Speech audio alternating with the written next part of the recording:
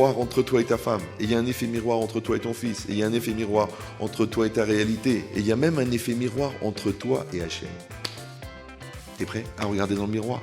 Alors les goïms, ils disent qu'il faut se regarder dans la glace, et les froums, ils disent qu'il faut faire du moussard. Le moussard, c'est Ata Racha ou Ata Tzadik? Ata Emet ou Ata Sheker? Allez, clair. Arrête d'exiger de ta femme qu'elle soit à la hauteur de tes attentes, c'est-à-dire celles que tu as lues dans les Sifrei Moussard, parce que toi-même, tu n'as pas réglé le problème. Un tzaddik, c'est un rachat qui s'est préservé. Et c'est quoi un rachat? C'est un tzaddik qui a mal tourné.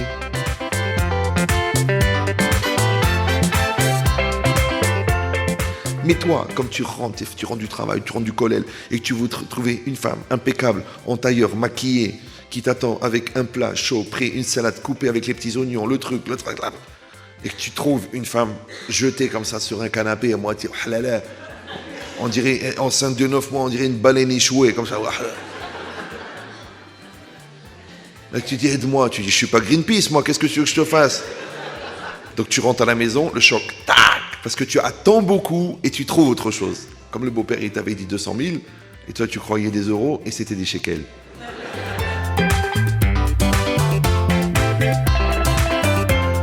On ne fait que des propositions. À tes enfants, tu proposes. À tes élèves, tu proposes. Donc tu donnes aux enfants le meilleur. Maintenant, pour donner le meilleur, il faut essayer d'être meilleur. Ne croyez pas que d'avoir fini de lire le Sefer sur le Kaas, ça a réglé le problème. Ça, c'est juste la théorie. Après, il faut travailler jour après jour. Et c'est dur et ça fait mal au ventre. Tu apprends à te connaître, tu dois savoir, ça c'est toi, ça c'est pas toi, ça c'est plus fort que toi. Ça c'est ce que tu voulais, ça c'est ce que tu pensais, ça c'est ce que tu croyais, ça c'est de l'orgueil, ça c'est de la bêtise, ça c'est de l'entêtement, tu dois le savoir. Il y a des gens qui se marient avec 1m85 et tu les vois au bout de 10 ans, ils font 1m22. Tu te dis, mais qu'est-ce qui s'est passé? Tous les jours, il y a Brel, il y a Juan, il y a Lourd, il y a débile, regarde mon beau-frère combien il gagne, regarde mes parents et toi rien, tu fais rien, tu es un nul, tu es un incapable. Je dis, mais comment il a réussi ici? Il a réussi ici.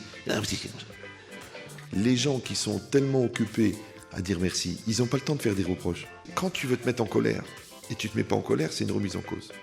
Quand tu es sûr que tu as raison, mais au fond tu sais que tu as tort, tu te remets en cause. Donc en vérité, toute notre vie, on fait de la remise en cause, de rester tout le temps en mouvement. C'est pour ça que les tzadikim y courent et que les réchaïm ne sont pas pressés.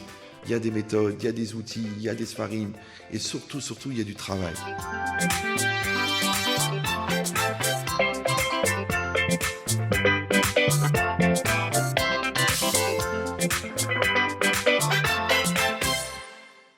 Mais surtout, aller chez des gens qui se travaillent. Si c'est des gens qui enseignent mais qui ne se travaillent pas, sautez par la fenêtre. Le sujet sur lequel on va parler, si vous l'avez entendu un petit peu, le sujet de la construction, qu'en vérité, Akadosh Baruch Hu, il a demandé, durant ces plusieurs parachiotes, de construire le Mishkan, et que quand c'est marqué là-bas, depuis la parachat Trouma Veikrouli Teruma, ils prendront pour moi une terouma, Mikol Ish Asheri Devenu, libo de tout homme qui donnera de bon cœur. Et on parle de quoi là-bas? Toutes ces parachiotes avec les Mishkan et avec les Kelim, en vérité c'est quoi? C'est de construire un endroit pour Akadosh Baruch Hu. Et cette notion-là, un endroit pour Akadosh Baruch Hu, qui est quelque chose qui est pas très concret, parce que de toute façon Hachem il est partout. Donc qu'est-ce qu'on a besoin de lui construire un endroit spécifique pour ça? Est-ce qu'Hachem il est moins en dehors du Beth Midrash et moins en dehors de la synagogue? Alors en vérité, l'idée, c'est pas de construire un endroit pour lui, c'est de construire un makom de Siyata Dishmaya.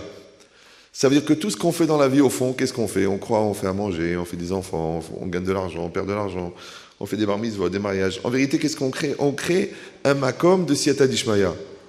C'est-à-dire que quand on se marie, par exemple, il y a des conditions à remplir. Maintenant, ce mariage-là, pourquoi? Pour pouvoir accueillir la Shekhinah. On fait des enfants, c'est quoi? C'est de créer un endroit qui s'appelle l'esprit de l'enfant, qui s'appelle la volonté de l'enfant, un kéli de Siyata Dishmaya. On fait un shidour. Plusieurs fois, j'ai eu l'occasion d'accompagner des gens dans les shidorim. Et toujours, je leur dis, ne croyez pas que maintenant tu es en train de sélectionner, en train de réfléchir, celle-là elle est bien, celle-là elle n'est pas bien, celle-là elle est trop grande, celle-là elle est trop sfaradi, celle-là elle est trop ashkenazi. En vérité, qu'est-ce que tu dois faire? Tu dois créer un kéli de Siyata Dishmaya, c'est-à-dire un bet kiboul dans lequel Hachem il peut t'aider. Parce que si quelqu'un il va faire des statistiques, il y a tellement de femmes, il y a tellement de jeunes filles, il y a tellement de séminaires, il y a tellement d'écoles, il y a tellement de familles. Il y a des familles très bien avec des enfants cinglés, d'accord? Il y a des familles cinglées avec des enfants très bien. Comment tu vas savoir? Les renseignements, Michel, moi j'ai fait déjà l'expérience avec une fille, on a payé très cher, d'accord? Ça nous a pris la capara et maintenant elle est remariée, au Hachem. Mais ça veut dire que c'est très très difficile. Alors, qu'est-ce qu'on fait en vérité? Qu'est-ce qu'on fait? On essaye de créer un bet kiboul de Siyata Dishmaya. Même mes enfants, je leur dis comme ça, tu vas faire un shidour. Je crois pas, tu es malin, tu es intelligent, tu vas la sonder, tu vas la scanner, tu vas la truquer, tu vas la khbébé, tu vas rien du tout. Ouais, tu vas aller, tu vas faire ishtadlou, tu vas parler, tu vas t'investir, tu vas être gentil, tu vas essayer d'être naturel. Et peut-être, il va y avoir une Siyata Dishmaya, peut-être. Et ben dans tout, c'est pareil. C'est-à-dire qu'en vérité, tout ce qu'on fait, même tu ouvres un magasin, ouais, toi tu vas être honnête, tu vas faire vendre cachère, tu vas faire sérieux, tu vas t'investir pour le client. En vérité, tu crées un bet kiboul de Siyata Dishmaya. C'est-à-dire, est-ce qu'Hachem va s'associer à cet événement qui s'appelle le magasin pour venir? C'est pareil. Maintenant, toi, tu prends ta Gemara, tu te casses la tête, tu fais bien le Mahalar, tu fais bien la Gemara, tu fais bien Rachid, tu fais bien Tosfot. Après, tu essaies de faire tous les Maharsha. Après, tu commences à faire le Rajba. Après, tu prends le Ramban. Après, tu prends le Raphaïm. Et tu espères que tu vas comprendre la Sugia. En vérité, qu'est-ce que tu fais? Tu crées un tsinor de Shefa qui s'appelle la Havana. Et Hachem, il va t'envoyer une lumière. Et cette lumière, ça s'appelle la Sugia. C'est pour ça qu'on dit que Talmud Torah, c'est Ke'en Olam Haba. C'est quoi? En vérité, c'est cette lumière. Seulement que dans la Sugia, elle dure 1 seconde. En 1 seconde, tu as tout compris. Oh, ça y est, j'ai compris. La stira du Rajba, c'est pas une stira. En vérité, la couchette, grâce à ça, j'ai compris ça. Et bien, cette lumière-là qui dure 1 seconde, Olam Haba, elle dure l'éternité. C'est ça Talmud Torah, mais en Olam Haba. Oui. Dans celui qui se tame, il tourne les pages, parce qu'il a les yeux qui se réchauffent et il veut les aérer pour être Mekayem le pasuk Vaer Enenu Betoratecha. Bon, alors, c'est dommage. C'est dommage. Il est là parce qu'il est payé, il est là parce que. Là, il y avait une réunion comme ça de Mezaké Arabim. C'est un mot difficile à prononcer. Ils étaient tous là, des Mekarvim, ils appellent les Mekarvim. Alors je lui dis, mais vous savez pourquoi vous êtes là? Je sais pas, moi j'ai commencé il y a 25 ans, il venait de démarrer, Watt Kalimero comme ça, et ouais. Je dis, vous êtes là pour être Mechaner Indor. C'est pas de transmettre des cours. Ils n'ont pas besoin, aujourd'hui les gens ils ont Internet, ils ont 1 million de cours. Qu'est-ce que tu vas leur apprendre toi? Toi, ce que tu vas leur apprendre, un chinour. Ben, tu ne peux pas leur donner un chinour que tu n'as pas toi. Vous savez très bien que les pharmaciens ne vendent pas des cravates. Vous suivez ou... Vous avez un rendez-vous très très vite là pour un chidour ou pour aller faire la demande et vous n'avez pas de cravate. Alors vous rentrez chez un pharmacien, vous dites je voudrais une cravate. Alors le gars il dit monsieur je suis pharmacien. Il dit mais vous faites de la parapharmacie, je veux une cravate. Il dit mais j'ai pas de cravate. Mais je suis prêt à payer 1000, 2000, 3000, 5000, 10 000 euros, mais il me faut une cravate tout de suite. Monsieur on ne vend pas des cravates, on est pharmacien. Ça repose quand il y a un mot. Bon. C'est normal l'écho? Bon, alors. C'est exactement pareil. Le pharmacien ne vend pas des cravates. Ça veut dire qu'un produit que tu n'as pas, tu ne veux pas le vendre. Donc ne t'étonne pas que les enfants n'ont pas les midotes que tu exiges d'eux, puisque le pharmacien ne peut pas les vendre, puisqu'il ne les a pas en stock.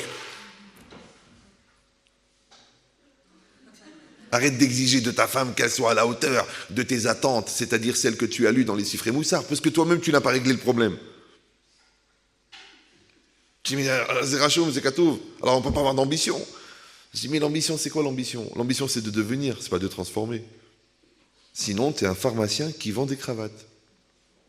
Et les pharmaciens n'ont pas de cravates. Une fois, un rave, un concurrent, il m'a dit,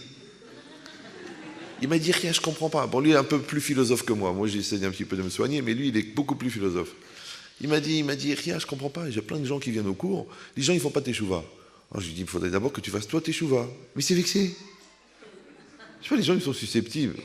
On peut pas vendre du moussard si soi-même on n'a pas travaillé ses midotes. Il s'est vexé, il a mal pris. Ouais, pour qui tu te prends, comment tu te permets de me juger? Moi, je croyais qu'on était collègues. Les collègues, ils parlent de la même chose. Oui, moi je vends des voitures, toi tu vends des voitures. Si tu me dis c'est une mauvaise voiture, tu me dis pas comment ça c'est une mauvaise, tu te vexes pas que c'est une mauvaise voiture. C'est une mauvaise voiture. Alors moi je te dis, toi tu me dis, c'est toi qui me dis, je fais des cours, les gens font pas tes chouvas. Je dis maintenant ça veut dire que toi, tu vends quelque chose que tu n'as pas. Parce que si les gens ils le reçoivent pas, c'est que tu leur as pas vendu. Donc tu le contiens pas. C'est tout, c'est pas grave. Maintenant peut-être que tu as mal compris, c'est peut-être moi. C'est moi qui dois faire tes chouvas. Vous me suivez ou non? Ça veut dire que la vie, c'est un miroir. C'est comme ça. Je vais vous dire un truc très violent, mais c'est méchant. Vous êtes prêts à écouter ou... C'est le seul truc méchant que je vais vous dire ce soir. Vous êtes prêts à écouter?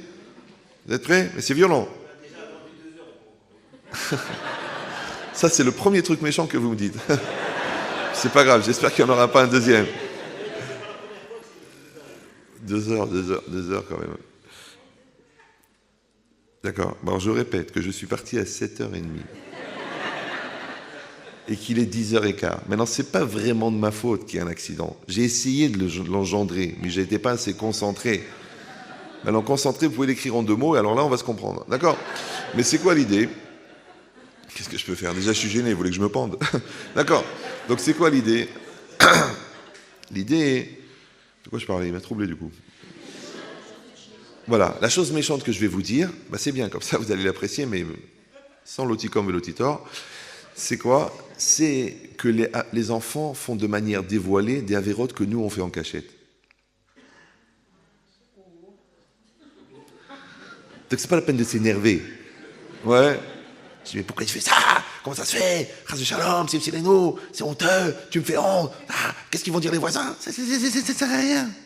Ça ne sert à rien. Les enfants, ils font dévoiler les avérotes que nous, on fait en cachette. Maintenant, tu dis, mais ils m'ont pas vu. La dougma, elle est là. Il y a la barbe, le chapeau, il y a tout. Oui, et c'est pas ça le problème. Les enfants, ils ne ressemblent pas à ce que tu crois être. Les enfants ne ressemblent pas à ce que les gens croient que t'es.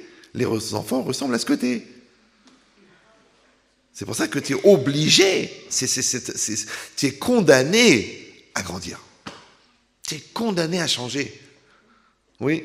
Si vraiment ça te saoule la Torah, n'exige pas Avat Torah. Parce que ça te saoule. Toi, ça te saoule, tu veux qu'ils aient Avat Torah. Tu me dis, je comprends pas, je fais une yeshiva de folie, je donne un cours particulier. Mais au fond, toi, ça te saoule. Vous savez, j'ai un vidéo, moi je fais un vidéo tous les ans, dans le Shla. Il est très long. Il est long. Il y a 10 pages. Les gens, ils ont un petit truc rapide, un petit kitsour. Et nous, il y a des... Ouais, on le fait avec ma femme, on s'étouffe. Ouais, tu le fais 5 fois à Kippour, tu tombes par terre. Et il y a un langage, il dit là-bas, Katzlibi betoratecha. Katzlibi. Et à chaque fois, je le dis ou je le dis pas? Je dis, bon, moi, je suis pas dans cet esprit-là, mais je le dis pour peut-être dans un autre Gilgoul. Il y a une chita comme ça qui dit, on fait aussi, tu vas pour les autres Gilgoulim. Ouais, moi, j'adore la Torah. Mais ce mot-là, il me choque à chaque fois. Je dis, quand même, quelqu'un, il peut dire, mon cœur est dégoûté. Dégoûté. Ouais. Mais c'est quoi dégoûté? Eh ben, tu es fatigué, t'as pas la tête, et puis tu as envie de te détendre, et puis tu en as fait beaucoup, et depuis la Heder, et la Yeshiva Ktana, et t'es pas devenu le Hazonish. Voilà. C'est-à-dire la vérité, t'es pas le Hazonish. T'es pas Rav Ovadia. C'est un petit avraire sympa qui se dit, tiens, peut-être que je devrais ouvrir un falafel. Alors ça commence à monter dans ta tête. Oui, alors je te dis la vérité, Behemet, si Katzlibi betoratecha, si tu es dégoûté de la Torah, ne viens pas dire à ton fils pourquoi tu n'aimes pas faire des Mishnayot. Mais c'est évident. Le Khatam Sofer, qui était religieux quand même, non? Il a dit, si quelqu'un n'a pas Avat Torah, il ne faut pas qu'il enseigne à ses enfants, qu'il paye quelqu'un qui a Avat Torah. Prends quelqu'un qui est moins Chacham, mais qui a une vraie Avat Torah. Comme ça, un excité, comme ça, waouh! Ouais, il kiffe le passo, il shah Gemara, paye-le. C'est mieux. Parce que si toi, tu as les nerfs et tu as le stress, et tu lui dis, mais je comprends pas, tout ce que je paye, tu comprends rien, mais répète, c'est quoi le chat? Il voit ça, il dit, bon, dommage, je suis pas mort hier. Ouais, d'accord. C'est difficile. J'exagère, bien sûr. Ouais. Ben, c'est exactement pareil. Maintenant, ça, c'est pour la Havat Torah. Et c'est aussi pareil pour le Kaas. Pourquoi les gens nerveux, ils ne comprennent pas pourquoi les gens calmes ne sont pas nerveux? Il y a des gens comme ça. Mais ça t'énerve pas. Moi, ça m'énerve. Ça t'énerve pas. Oui. Pourquoi les gens, ils n'arrivent pas à comprendre les autres? Tu sais pourquoi? Parce qu'ils disent, mais moi, à sa place, j'aurais fait dire Réfa. Oui, il dit, il va chez moi, imaginez. D'accord? Vous trouvez normal que ma femme, elle est comme ça et comme ça et comme ça? Imagine, c'est la vôtre. D'abord, tu dis Chazvé Shalom. D'accord? Bon, c'était un cas grave. Bien qu'assez développé. Mais j'ai dit, écoute, il m'a dit, moi, je comprends pas ma femme, parce que moi, à sa place, j'aurais pas fait comme ça. Je dis, mais tu te contredis, parce que tu dis, je comprends pas ma femme, et après tu dis, moi, à sa place. Donc c'est elle ou c'est toi que tu comprends pas? Ah, vous allez me dire, bon, c'est pareil, toi et ta femme, parce que Ishtok est gouffo. Ishtok est gouffo, c'est toi, tu manges, elle grossit. D'accord? Donc, il faut vous dire, Ishtok est bitno, à ce moment-là. Ouais. Toi, tu gagnes, elle dépense. L'ainara a la capacité de la femme à dépenser extraordinaire. Ma très, très chère femme, Oui, mais c'est quoi l'idée? C'est qu'il y a un effet miroir entre toi et ta femme, et il y a un effet miroir entre toi et ton fils, et il y a un effet miroir entre toi et ta réalité, et il y a même un effet miroir entre toi et Hachem. T'es prêt à regarder dans le miroir? D'accord? Alors les goïms, ils disent qu'il faut se regarder dans la glace, et les froums, ils disent qu'il faut faire du moussard. Mais le moussard, c'est pas le steigen du Pachad Yitzhak. Ouais. Le moussard, c'est Ataracha ou Atatzadik? Ataemet ou Atasheker? Allez, clair, cash. T'es prêt à payer ou non? Tu dis non, c'est plus fin, c'est plus. Ah bah si tu peux compliquer. Mais le problème, c'est ça. Le problème, ta banouille ou ta banouille. Si tu n'es pas banouille, ne t'étonne pas que la vie, elle est pas claire. Pourtant, je comprends pas, je suis dans le bon quartier, j'ai juste la bonne longueur de barbe, j'ai juste le costume qu'il faut. Tu viens de comprendre que c'est peut-être ça, pas ça le problème. Tiens, un cadre, c'est bien.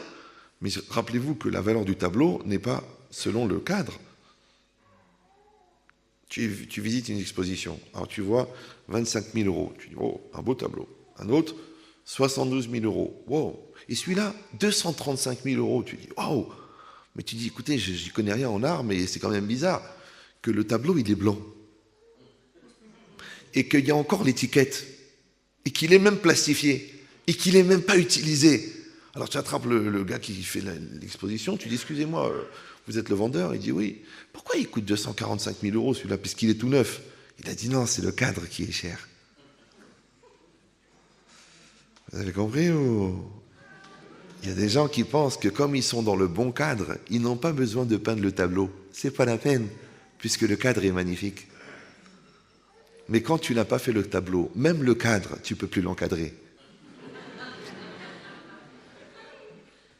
Vous me suivez ou non? Tu vas dans un collège de fous, d'accord, qui ont un tactif de malade. Tu vas te dégoûter. Par contre, si tu prêtes une Formule 1, tu rentres dedans, tu vas être propulsé. S'adapter, c'est bien. Il dit, bah, c'est pareil ici. Le cadre, c'est très très important. Oui, c'est normal, ça protège, ça élève, ça grandit, c'est une motivation, c'est une itlaavout, c'est normal. On prie pour que nos enfants ils soient dans des chivotes où ils ont l'amour de la Torah, où ils s'investissent, où il y a du moussard. Il n'y a pas que des cheshbonot et pas que de la Gemara et de la halacha. Il y a aussi du travail des midot. On a besoin de ça. Sinon, on fabrique des fous. Quel intérêt de faire des ordinateurs? Tu vas les acheter directement au magasin. Et quand c'est comme ça, tu vois que l'enfant, il est bien. Oui, moi, je leur parle toutes les semaines. Moi, mes enfants, ils sont ici. Moi, je suis là-bas. Ouais. Quand je parle, d'abord, il y a un très, très grand Yetzera, quand on appelle de loin, de ne pas faire de reproches. Parce qu'il va te dire, je ne me suis pas levé 2 fois cette semaine, le matin, et toi, tu as envie de le fracasser. Mais tu ne peux pas faire ça, parce qu'il a 4000 kilomètres. Même s'il est à 1 heure d'ici. Hein. Ouais. Il faut que tu dis bravo, kol hakavod, fais des efforts, je suis fier de toi, tu étudies la Torah, Baruch Hashem, tu fais partie des 6% des juifs qui étudient. Il faut être ma'ale auto, parce que c'est très, très, très dur. Il y a la rue, il y a la tentation, il y a les bêtises, il y a les téléphones, il y a les brouilles, il y a les films, il y a les tralouettes, il y a les Français. C'est dur, ouais. Donc, c'est rien, c'est pour mettre un peu de piquant. Ouais. Il dit, mais qu'est-ce que tu fais en vérité? Tu lui donnes le kohar pour qu'il puisse se développer dans le cadre. Mais c'est lui qui va faire son tableau dans le cadre. Vous me suivez ou non? Mais c'est pas le cadre qui donne la valeur du tableau. C'est comme les gens, ils se marient, ils trouvent le bon chidour, le bon yichous, le bon endroit, le bon appartement, les beaux-parents ont tout payé, ils ont les meubles Ikea, ils sont bien. Voilà. Tu dis, mais à part ça, il faut faire le binyan abayit. Non. J'ai eu un shalom bayit, là, à bayit vegan, j'ai failli m'évanouir. J'ai pas dit que c'est une généralité, hein. Mais le gars, il a fait 2 fois le chasse. Et Béhémet, il connaît. Je commence une phrase, il la termine. Mais des midotes pourris. Je me suis dit, mais pourquoi ils l'ont pas mis au musée de la pourriture, celui-là? Mais menteurs, tricheurs, embrouilleurs, tralouédeurs, névrosés, coléreux, radins, un top modèle de l'erreur. Il était pratiquement, parfaitement faux.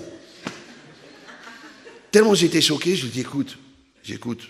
Parce qu'il y avait sa femme qui m'appelait Rav Chetri, le Shalom Bayit, ils m'ont saoulé. Je dis, mais j'ai pas le temps, je peux pas m'occuper, 4000 km, c'est trop dur, déjà à Paris, j'ai du mal. Je vous en prie, me rappelez les cousins, les beaux-frères, les khlada, toute la famille. Je dis, bon, c'est un cas, ouais. Bon, j'ai pris le téléphone, j'ai parlé. Après, je suis venu, j'étais là, Beis Damnou, je les ai rencontrés. Et je commence à parler avec le gars, et bien, mais tu connais, ta. Mais à un moment, je lui dis, excuse-moi, tu ne t'énerves pas. Je vais donner un cours à écouter sur le shaker, tu vas l'écouter. Il me dira, je fais le balai de chouva, moi, il t'arrive, moi. Je dis, écoute-le quand même. Tu sais, j'ai soigné des psychiatres, je peux te soigner aussi. Ouais. Le gars, il l'a écouté, il me téléphone en pleurs. Il me dit, Rabbi, Anilo Shakran, Ani Shaker, Ani Ba'atzmi Shaker. C'est ça.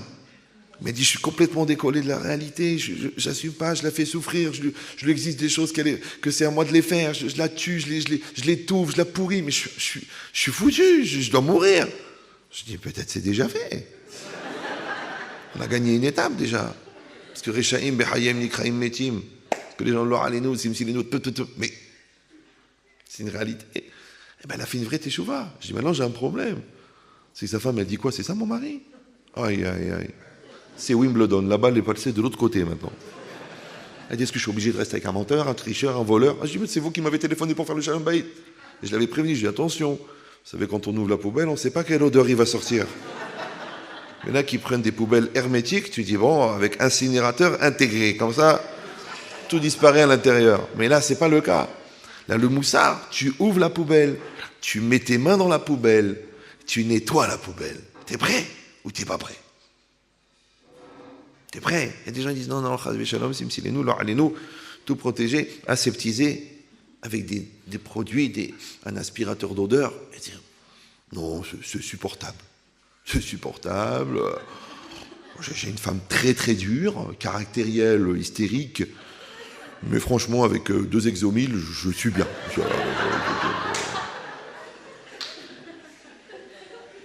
Je dis, bah écoute, entre l'exomil et le moussard, peut-être il faut faire du moussard. Peut-être il faut travailler. Peut-être il faut se remettre en cause. Peut-être il faut l'évoluer. Et si vous allez dire, oui, mais vous ne la connaissez pas, vous ne le connaissez pas, c'est un cas d'école. Moi, j'ai un problème, je suis idéaliste. Moi, j'ai de l'espoir. J'ai de l'espoir. Je travaille. J'ai de l'espoir. Je dis, non, laisse tomber, c'est un 4 ans. Il m'appelle, même des rabbins, il me dit, écoutez rien. Laisse tomber. D'accord? 10 ans de thérapie, 6 ans de trucs, c'est foutu. Ils sont foutus. Je dis, pourquoi? Mère Patlecha. Viens, on essaye. Viens, on travaille. Des cas graves, des cas pathologiques. Et bah, au Hachem. Pourquoi? Je dis, parce que même les 10% qui vont bien, ils vont s'occuper des 90% qui vont pas bien. Et de toute façon, les 90%, tu es déjà victime. Donc, c'est pas vraiment toi, parce que c'est ton Yetzerara. Donc, les 10%, c'est ta conscience. Et ben, 10% de conscience, ils peuvent sauver le reste. Mais tu es prêt à te battre, toi? Est-ce que ces 10%, ils veulent? Il n'y a pas très longtemps, j'ai fait un cours à Nice. À la fin du cours, une fille, elle est venue comme ça, elle tremblait comme ça, avec les yeux comme ça. Je dis, ça va?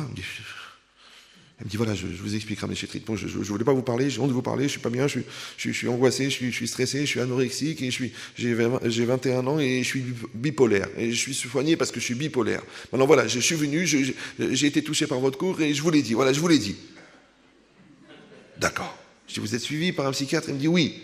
Mais voilà, j'ai pensé que je devais vous le dire, je vous l'ai dit. Maintenant, j'ai honte de vous l'avoir dit, peut-être des gens ont entendu, je suis pas bien, je suis angoissé, j'ai envie de mourir. Je dis, mais c'est extraordinaire déjà qu'une bipolaire, elle est venue à la fin d'un cours, ouais, et dire à 19 ans, ou je ne sais plus quel âge, 21 ans, elle m'a dit, elle vient dire, je dis, vous voyez, la personne qui est venue, elle n'est pas bipolaire. Elle me dit, mais si, c'est moi. Je dis, non, celle-là, elle ne m'intéresse pas. Celle qui est venue. Vous suivez ou non? Celle qui veut s'en sortir, elle est venue. Maintenant, peut-être c'est 10%, peut-être c'est 20%, peut-être c'est 40%, mais il y a un bon côté chez vous qui veut s'en sortir. Alors venez, on travaille. Maintenant, travailler avec un bipolaire qui veut s'en sortir, avec un schizophrène, oui, ou avec un rachat, c'est la même chose, au fond. C'est quoi un rachat? Un rachat, c'est quelqu'un qui n'arrive pas à maîtriser en lui le mauvais côté. Donc c'est quoi un tzaddik? Un tzaddik, c'est un rachat qui s'est préservé. Et c'est quoi un rachat? C'est un tzaddik qui a mal tourné. Si vous allez dire, c'est un jeu de mots. Non, c'est pas un jeu de mots. Oui, parce que la Gemara dit, celui qui est plus grand que son ami, son Yetzirah, il est plus grand. Le Rambam, il dit, tu crois que les tzadikim n'ont pas de Yetzirah? Oui, quand le Baal Shem Tov, il dit, tzadik roeta tov shebo, le tzadik, il voit le bien qu'il y a dans l'homme. Pourquoi il n'y a pas du mal? Il y a du mal, mais il voit le bien. Donc il y a toujours du bien et du mal, il y a toujours. Maintenant, est-ce que ce bien et ce mal, il va être une tendance? Est-ce que ce bien et ce mal, il va être une identification? Est-ce que ce bien et ce mal, il va être c'est-à-dire un transfert?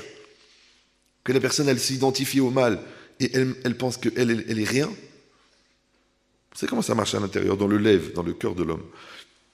Ce qu'ils appellent vulgairement le psychique. Oui, il y a le jeu, d'accord? Et puis il y a un Yetzera, un Yetzeratov. C'est des tendances. Maintenant, quand est-ce que ça s'appelle des tendances? Seulement quand moi j'ai construit un jeu qui est assez fort pour contrebalancer la tendance. Mais si mon jeu est très faible et que mon Yetzera est très fort, donc il n'y a pas de, c'est plus une tendance, c'est une nature. Puisque tu as fait un transfert d'identification. Vous me suivez ou non? C'est quand le mal qui est en toi, il a absorbé le Ani. Ça s'appelle animal. Non, c'est pas une blague. Ce qu'il a dit David Ameler. David Ameler, il a dit Velibi, Halal, Bekirbi. Libi, mon cœur, Halal. C'est quoi Halal? C'est pas une norme de cache-route. Non. Halal, c'est un cadavre. Maintenant, il n'a pas dit les vavi. Il a dit Libi. Libi, c'est au singulier. Ça veut dire mon cœur. Mais levavi, c'est mes cœurs. Bechol levavecha, je ne vais pas apprendre ça à des Talmidei Chachamim. Donc quand il a dit Libi, ça veut dire que mon cœur, c'est-à-dire mon mauvais cœur, mon Yetzerara, halal, je l'ai tué. Maintenant le problème, c'est que Hachem, il a créé le Yetzerara pour que tu développes ton jeu, ton moi. Oui, le Rav Yerucham Halevi, il dit Kol haim ben adam boné et anochiyut shelo. Toi, tu as cru que c'est Freud qui a dit ça? Non, c'est le Rav Yerucham Halevi. Vous connaissez Rav Yerucham? Quelqu'un de très religieux, mais pas marocain, mais il a pour les mecs nassis. D'accord, mais c'est quoi l'idée? C'est que quelqu'un, il développe un ori qui soit fort, qui soit grand, qui soit puissant. Quand il va venir le Yetzirara, parce qu'il est là, le Yetzirara, il n'est pas mort, on l'aurait lu dans les journaux, oui. Le Hanori, il va être la contrebalance.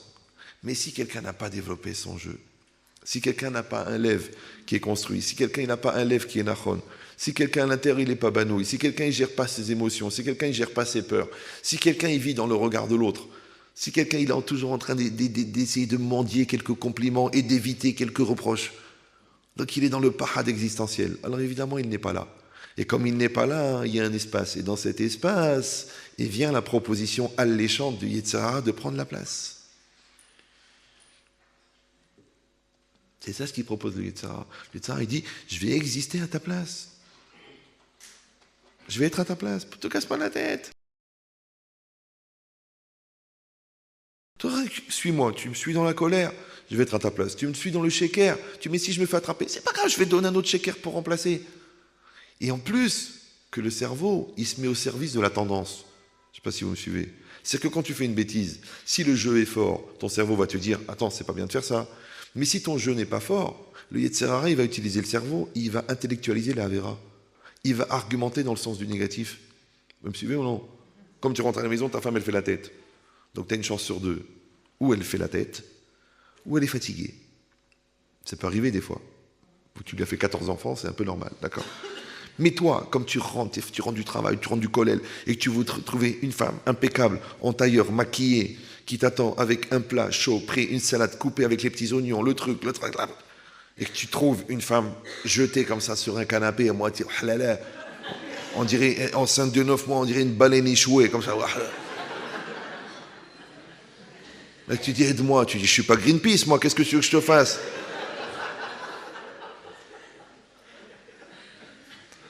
Donc tu rentres à la maison, le choc, tac, parce que tu attends beaucoup et tu trouves autre chose.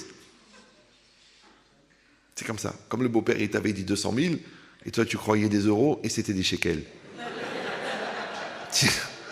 Petite taout qui va te coûter 35 ans de crédit. C'est rien, c'est pas grave, on n'en meurt pas. Ouais. Il n'a pas précisé. Il dit, vous avez dit des euros, mais moi j'ai pas dit quoi. C'est mieux. Il aurait pu dire des dirhams aussi. Alors là, une poignée. Eh ben voilà, tu as la poignée, et elle est à toi. Pour le reste, il va falloir entendre 2 ou 3 gilgoulim. D'accord? Mais et c'est quoi cette logique-là? C'est que toi, tu es rentré avec un cheshbon dans la tête, avec un espoir, avec une exigence. Alors sachez que le degré d'insatisfaction et de déception, il dépend du degré d'exigence. Vous me suivez ou non? Les gens qui exigent, les gens qui c'est pas normal, et pourquoi c'est comme ça, et c'est normal, il faut que ça soit comme ça, et c'est normal, il faut que tu dois être comme ça, et tu dois être comme ça, et tu comme ça. En vérité, les gens qui exigent, ils génèrent de l'insatisfaction. L'insatisfaction génère de la déception génère de l'aigreur, et l'aigreur génère de la haine, qui génère de la rancune, qui génère l'envie que l'autre meure. Mais ça vient de quoi? Ça vient de l'insatisfaction. Or, l'insatisfaction, elle vient de l'exigence. Or, on n'exige rien. Alors, tu vas dire, alors on n'exige rien. Alors, on a droit à rien. Mais non, c'est pas que tu as droit à rien. Ouais, je vous donne l'idée. Non, c'est un peu violent, mais c'est pas grave, mais c'est moins violent que tout à l'heure. C'est que la vie, c'est une série de propositions. D'accord? Toi, en tant que mari, tu vas proposer quelque chose à ta femme. Toi, en tant que parent, tu vas proposer une chose à l'enfant. Toi, tu vas proposer quelque chose au business. Même ce que tu fais à Hachem, c'est qu'une proposition. Tu fais Shabbat, kol hakavod. Mais qu'est-ce que tu dis? Tu dis pas je fais Shabbat. Tu dis urtse bemenuchatenu. Voilà, urtse bemenuchatenu. Voilà, moi j'ai fait le Shabbat, j'ai fait les repas, j'ai fait le kiddush, j'ai pas été mechal el Shabbat. Et tout ça, je te demande de l'agréer. Alors que je pourrais dire au bon Dieu, écoute, j'ai fait Shabbat, t'as compris? Donc, tu me comptes 6762 mitzvot, c'est comme ça. Là, j'ai fait le DAF, 613 mitzvot par mot, ça compte tant. Mon Dieu, attends, ça c'est ce que tu proposes. Et moi, je dispose. Maintenant, c'est une discipline de la vie, c'est difficile et ça demande un grand travail. Moi, ça m'a pris une vingtaine d'années, mais moi, je suis un peu lent. Mais vous qui êtes des refifs, ça va être bliné d'air. D'accord? Donc, ça veut dire quoi? Ça veut dire qu'il faut se mettre dans la tête, c'est pas pour moi, donc il faut se mettre dans la tête qu'on ne fait que des propositions. D'accord? Une proposition, ça veut dire que toi, tu es à 1 mètre de moi, et il y a 50 centimètres, c'est moi, 50 centimètres, c'est toi. Maintenant, moi, je dois faire la meilleure proposition possible. Maintenant, si je suis déçu, je ne suis pas déçu du résultat que je n'ai pas obtenu, puisque le résultat, il ne dépendait pas de moi. Je suis déçu de ne pas avoir fait une bonne proposition. Et si je suis content, je ne suis pas content du résultat que j'ai obtenu. Je suis content d'avoir fait une bonne proposition. Vous me suivez ou non? C'est-à-dire j'étais le bon papa. J'étais là, j'étais présent, j'ai aimé, j'ai investi, j'ai donné de l'équilibre, de l'amour, de la finesse, de l'intelligence, la Torah, la Tréha, j'ai tout donné. Maintenant, le fait de tout donner n'enlève pas le libre arbitre. Ne pensez pas que Rivka et Yitzhak ont fait des erreurs de chinour. Et pourtant, Esav, il était Esav. Et s'ils avaient eu que Esav, tu aurais dit, tu vois, elle avait raison, François Dolto. Ou Rav Shimshon Raphaël Hirsch, ça dépend de vos références. Ouais. Tu dis, mais il y a eu Yaakov. Alors comment Yaakov, il est sorti comme ça, et Esav, il est sorti comme ça? Parce que les deux, ils avaient le choix. Sachez que quelle que soit la qualité du chinour, vous n'enlevez pas le libre arbitre à l'enfant. Et si vraiment il veut faire des avérotes, si vraiment il veut, tu peux le calquer, le bloquer, le menotter, l'entourer, le suivre, le scanner, le géolocaliser. S'il veut faire des avérotes, il les fera. Et s'il ne veut pas les faire, il ne les fera pas. C'est-à-dire qu'à un moment ou à un autre, il aura le choix. Et bien ça s'appelle que tu as fait une proposition. Maintenant, il faut se formater la tête à penser qu'on ne fait que des propositions. Combien de fois, des femmes, mais je ne comprends pas, j'ai tout fait, j'ai tout donné, j'ai trahi la douceur, la gentillesse, l'amour, la finesse, tout. Il est parti. Alors, quelle est mon erreur? Dites-moi quelle est mon erreur, je suis prêt à la réparer. Je dis, mais il n'y a pas d'erreur, madame. Mais même dans le Paris-Dakar, le copilote, il peut descendre. Tu dis, mais on n'est pas arrivé en Dakar. On n'est pas arrivé à Dakar et il descend. Vous me suivez?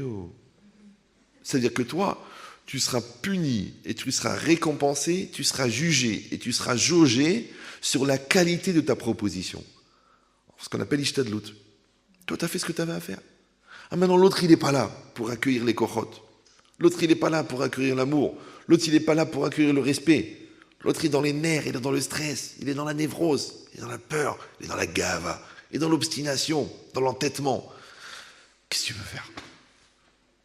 Vous me suivez ou... Une fois, une mora, elle est venue, elle m'a dit, Rabbi Chetri, je pleure, j'en suis malade, il faut voir ce que je donne comme korot aux enfants, ils n'évoluent pas. Je dis, parce que vous avez fait une erreur. Vous avez élargi le champ de votre efficacité, c'est-à-dire le champ d'application de votre efficacité, jusqu'à l'élève. Mais ce n'est pas jusque là-bas.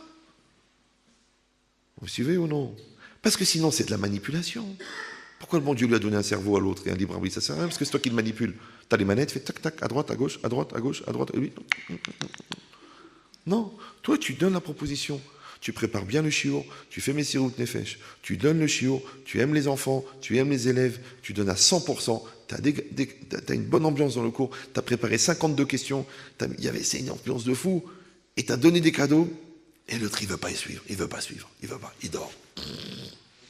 Et tu t'énerves, tu dis, qu'est-ce que j'ai fait? Pourquoi? Qu'est-ce que je peux améliorer? Tu vas avoir des méchanrim, tu vas avoir des spécialistes, ton cours, il est super, mais il ne veut pas. Donc pourquoi tu es déçu? Parce que tu croyais que le champ d'application de ton efficacité allait au-delà de l'Aïchtadlout. Mais c'est une erreur. Tu ne peux pas faire plus que l'Aïchtadlout. Ça s'appelle une proposition. Vous me suivez ou non? Donc toi, tu proposes. Alors, à ton mari, tu proposes. À ton conjoint, tu proposes. À tes enfants, tu proposes. À tes élèves, tu proposes. Même à Hachem. Ça va? Mais je sais que c'est difficile, parce que là, intellectuellement, ça s'entend. Vous dites, bon, j'ai compris, donc moi je croyais qu'il fallait tout faire. En fin de compte, il faut faire qu'une proposition. Non, c'est compliqué. Parce qu'il faut formater le cerveau. Oui. Et ça enlève l'exigence. Et ça enlève la déception. Encore une fois, si tu dois être déçu, c'est de toi, mais pas de l'autre. Parce que si tu es déçu de l'autre, ça veut dire que toi, tu croyais que l'autre, tu le manipules parce que tu as fait ce qu'il fallait. Et c'est une erreur. Moi, par exemple, je donne cours depuis 25 ans. Ouais. Maintenant, j'ai des milliers de Bali Tchouva. Mais Béhémet, j'ai pas une idée dans ma tête que j'ai fait un Bali Tchouva. Les gens, ils me disent, vous êtes mon Rav, j'ai tout appris avec vous. Rav Ben Chetrin, j'ai fait 15 ans de kollel après un cours, je suis devenu Dayan. Et moi, Béhémet, je pense pas que c'est moi. Moi, j'ai fait une proposition, j'ai donné une Torah profonde, une Torah sympathique, une Torah rigolote, une Torah qui réfléchit, une Torah qui remet en cause, une Torah qui fait bouger. Moi, c'est cette Torah-là. Maintenant, la même Torah, elle a fait un Rosh Kollel, et elle a fait un gars qui continue à venir pour se marrer. Il est marrant quand même, hein. Il est vraiment marrant. Hein. Franchement, pourquoi payer Gad Elmaleh alors que tu as Ben Chetrit gratuit? Ouais. Et c'est vrai. Les gens, ils me disent, écoutez, vous êtes marrant. Il y en a même qui me le reprochent. Ils me disent, écoutez, c'est pas la Torah ta Torah, c'est pas comme ça qu'on transmet la Torah. Ok. Mais j'ai des rochers Kollelim. Des choreux de chez choreux que moi je suis un goy à côté d'eux. Ouais. Et qui écrivent les cours, qui prennent des notes, qui apprennent et qui me disent, mais rien, mais tu m'as ouvert les yeux. Alors que le gars, il connaît tout le Shout Arashba par cœur. Il m'a dit, tu m'as ouvert les yeux. Et j'en ai pas un, j'en ai des dizaines. Alors comment ça se fait que le choreux du choreux, il trouve ça normal, et que l'autre qui a fait tchouva il y a 2 jours, il trouve que c'est pas Tsurat Torah. La femme de Rav Posen de Bnei Brak. Vous connaissez Rav Posen de Bnei Brak? Comme un peu religieux, non? Le père, pas le fils, le père. Déjà, le fils, il est religieux, le père, il est encore plus religieux. Sa femme, elle est vieille, elle a 70 ans, elle écoute les cours. Et comment elle écoute les cours? Elle dit, ma sœur, elle la voit, elle dit, vous écoutez? Elle me dit, les cours de votre frère, extraordinaire. Je ne sais pas si elle dit, je m'éclate, parce que je ne sais pas si ça rentre dans son cadre, au niveau espace. Bon. Mais, alors elle dit, mais vous n'êtes pas choqué par les blagues? Elle dit, mais on sait très bien à qui ça s'adresse. Mais la mise à niveau, c'est-à-dire le niveau de proximité qu'ils donnent avec des grands yesodot, c'est incroyable. Et c'est pas pour la gahava. Vous savez, ma plus grande fierté, c'est un jour quand on m'a dit que Rav Samuel il écoutait mes cours. Et Rav Samuel, je peux vous dire qu'au niveau moussard, c'est pas une barre de fer, c'est du tungstène.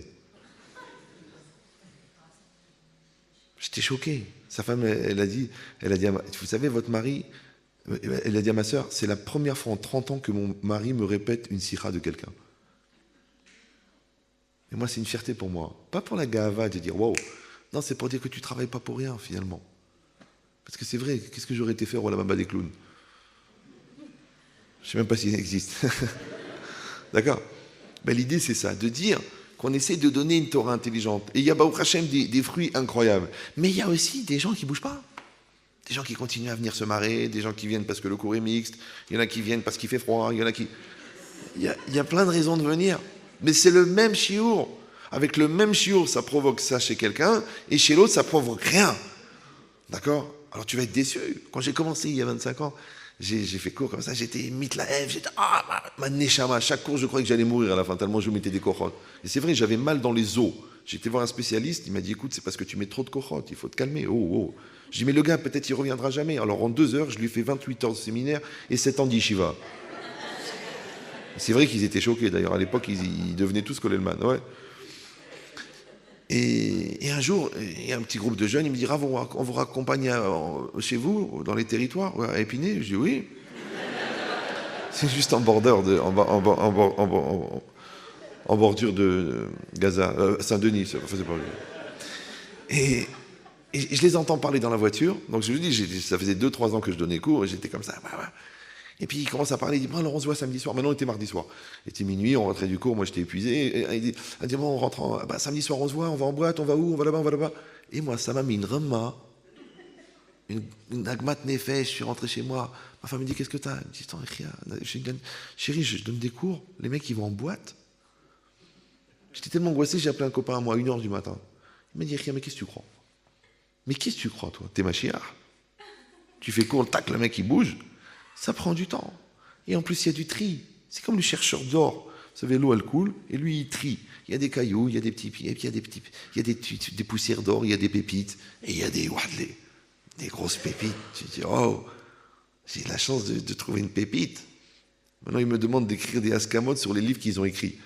Les élèves, je ne sais pas si vous me suivez. C'est-à-dire qu'ils écrivent plus de livres que moi. Ça fait bizarre. Ouais. Bah, au Hachem, c'est bien. Le gars, il venait en jean déchiré, sans kippa. Maintenant, il est 15 ans après, 20 ans après, il écrit des sfarim. Mais c'est quoi l'idée? C'est de dire qu'un jour, il y a quelqu'un qui a cru que c'était possible. Et il y en a un autre qui a dit, mais est-ce que c'est possible que Sarcelles, il va produire des Dayanim? Est-ce que c'est possible que de Créteil, le gars, il va devenir truc? Est-ce que c'est possible que de Montpellier, il va venir voir le Gaon? Eh ben oui, ça existe. Pourquoi? Parce qu'il y a quelqu'un qui y a cru. Et l'autre, il va dire, c'est impossible. On a des systèmes de formation, de fabrication des tzadikim ailleurs. Mais là-bas, ça ne peut pas exister. Ben c'est ça l'idée. L'idée, c'est que toi, tu dois me donner le meilleur au niveau ishtadlout, tu dois donner le meilleur au niveau proposition. Donc tu donnes aux enfants le meilleur. Maintenant, pour donner le meilleur, il faut essayer d'être meilleur. Maintenant, si tu crois que tu es meilleur, si les gens pensent que tu es meilleur, mais toi, il n'y a que toi qui peux savoir. Il n'y a que toi qui sais à l'intérieur de toi qui tu es, qu'est-ce que tu vaux. Et ça, c'est un travail. C'est-à-dire, ça prend du temps. Pour vous dire, personnellement, pour vous donner une notion de travail, moi, je suis un karasan, mais intérieur. Ça s'appelle un nerveux intérieur. Ouais. Et j'ai travaillé 10 ans sur le karas. C'est énorme, 10 ans, puisqu'en 14 secondes, je peux préparer une conférence. Vous la voyez ma feuille là ou non? Vous la voyez? Oui, non? Vous la voyez pas? Oui, il n'y en a pas. D'accord, j'ai juste le disque dur. Et j'ai un titre, construction. Il m'a dit construction. Après maintenant, Kolwardo Mazalo, si ça sort bien, c'est bien pour vous. Si ça sort mal, tant pis pour moi. Ouais.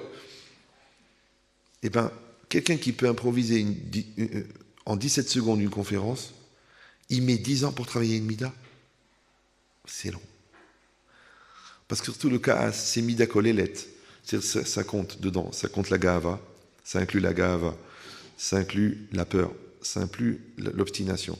Ça inclut le manque de respect de l'autre, le manque de l'ékafsrout, il y a beaucoup de mauvaises midotes à l'intérieur de la gave, à l'intérieur du kaas.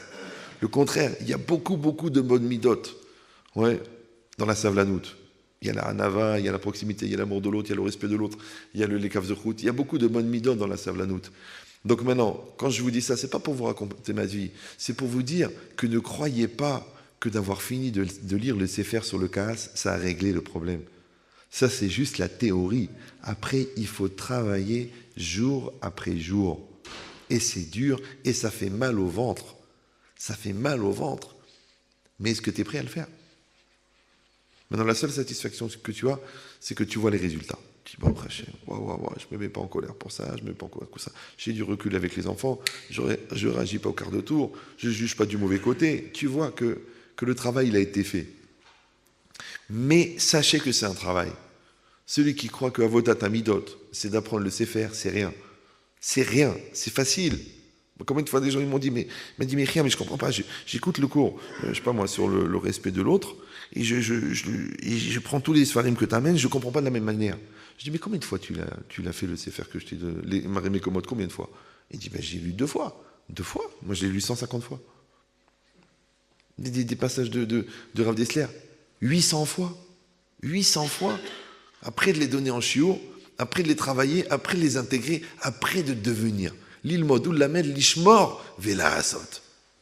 Toi, tu crois, tu dis, je le lis, je le fais. Mais ça, c'est copier-coller, ça. Sur un CD, combien tu peux mettre de cours dedans? 1 million. Tu crois que le CD, il est haram? Tu vas te lever devant le CD maintenant? Mais le CD, il est autant mort qu'au début. D'ailleurs, au pluriel, c'est décédé. D'accord? Donc, si tu as fait copier-coller du Sefer à toi, mais tu n'as pas changé. Mais tu peux connaître la phrase par cœur. Moi aussi, je connais des passages par cœur. Mais je connais des gens qui connaissent des livres par cœur. Et des midotes. Mais des psychopathes, des dangers publics. Ça veut dire que si tu n'as pas fait la deuxième étape de devenir ce que tu apprends, tu deviens un fou. C'est ça, un fou. Un fou n'est pas forcément un idiot. Un fou, c'est pas un idiot. La Gemara, elle dit Azewa Ma'aretz. Ouais, Afilu Kara, Afilu Shana, Imlo Shimesh Talmidei Chachamim. Il n'a pas servi les sages. D'accord? Or, c'est quoi Shimush Talmidei Chachamim? Il y en a qui disent que c'est la Gemara. Le Chazonish, il disait comme ça. Mais il y en a d'autres qui disent c'est quoi Shimush? Ça veut dire que tu as vu comment c'est vécu. Comment la Torah, elle est vécue.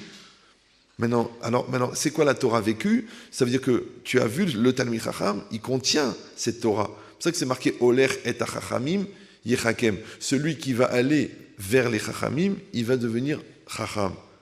Alors les gens ils disent mais pourquoi c'est pas marqué Oler im Chachamim? Pourquoi c'est marqué Oler et Chachamim? Il faut aller avec eux quand tu les côtoies. Non, et Chachamim. Alors j'avais lu un pirouche, il dit il faut que tu ailles dans le Chacham pour voir comment le Chacham il est devenu Chacham. Sinon, tu vas faire les mêmes gestes que lui, tu vas acheter le même frac que lui, tu vas voir les mêmes trucs que lui. Je me rappelle, à la yeshiva, le Rav, il fumait. D'accord, comme il fumait, il avait la fumée qui allait toujours d'un côté, donc il avait toujours un œil fermé. Alors il fumait comme ça. Alors il y avait des bachorim, tellement ils étaient dans la mimétisme, qu'ils fermaient les yeux alors qu'ils ne fumaient pas. Je me suis dit, mais Yarmar, il n'y a pas de fumée, pourquoi tu fermes un œil? Il disait, Frahim Zvedinim, avec son stylo comme ça. Je dis, mais il n'y a pas de fumée qui sort du stylo. Je dis, toi par contre, tu as dû fumer autre chose, c'est pas possible. Ouais. Alors ok, il faut apprendre du rave, mais le mieux c'est pas de faire des gestes. Oler et achachamim, va te casser la tête, regarde comment il a travaillé les midotes, comment il a... Moi j'étais un malade, même quand il engueulait ses élèves, ses enfants. Une fois, il a attrapé son fils qui a fait une grosse bêtise, il l'a probé dans le bureau, il l'a mis comme ça. Le rave. Il est mis dans un coin, il est en train de l'engueuler. Mais qu'est-ce que ça fait? Et moi, j'étais derrière. Il se retourne, il me voit, il me fait... Il fait, qu'est-ce que tu fais là? Je lui dis, l'ilmon a de rire, je veux savoir comment on engueule les enfants. Mais il est fou, celui-là, ou quoi? Pourquoi seulement Rabbi Kibager?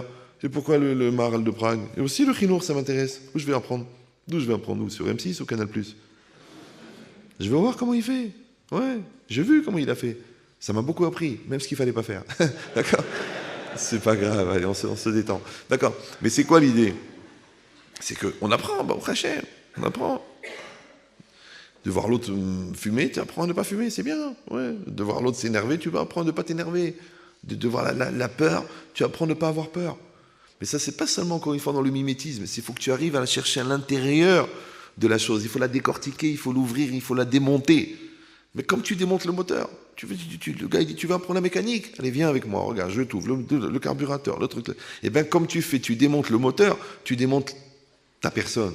Tu apprends à te connaître, tu dois savoir, ça c'est toi, ça c'est pas toi, ça c'est plus fort que toi. Ça c'est ce que tu voulais, ça c'est ce que tu pensais, ça c'est ce que tu croyais, ça c'est de l'orgueil, ça c'est de la bêtise, ça c'est de l'entêtement, tu dois le savoir.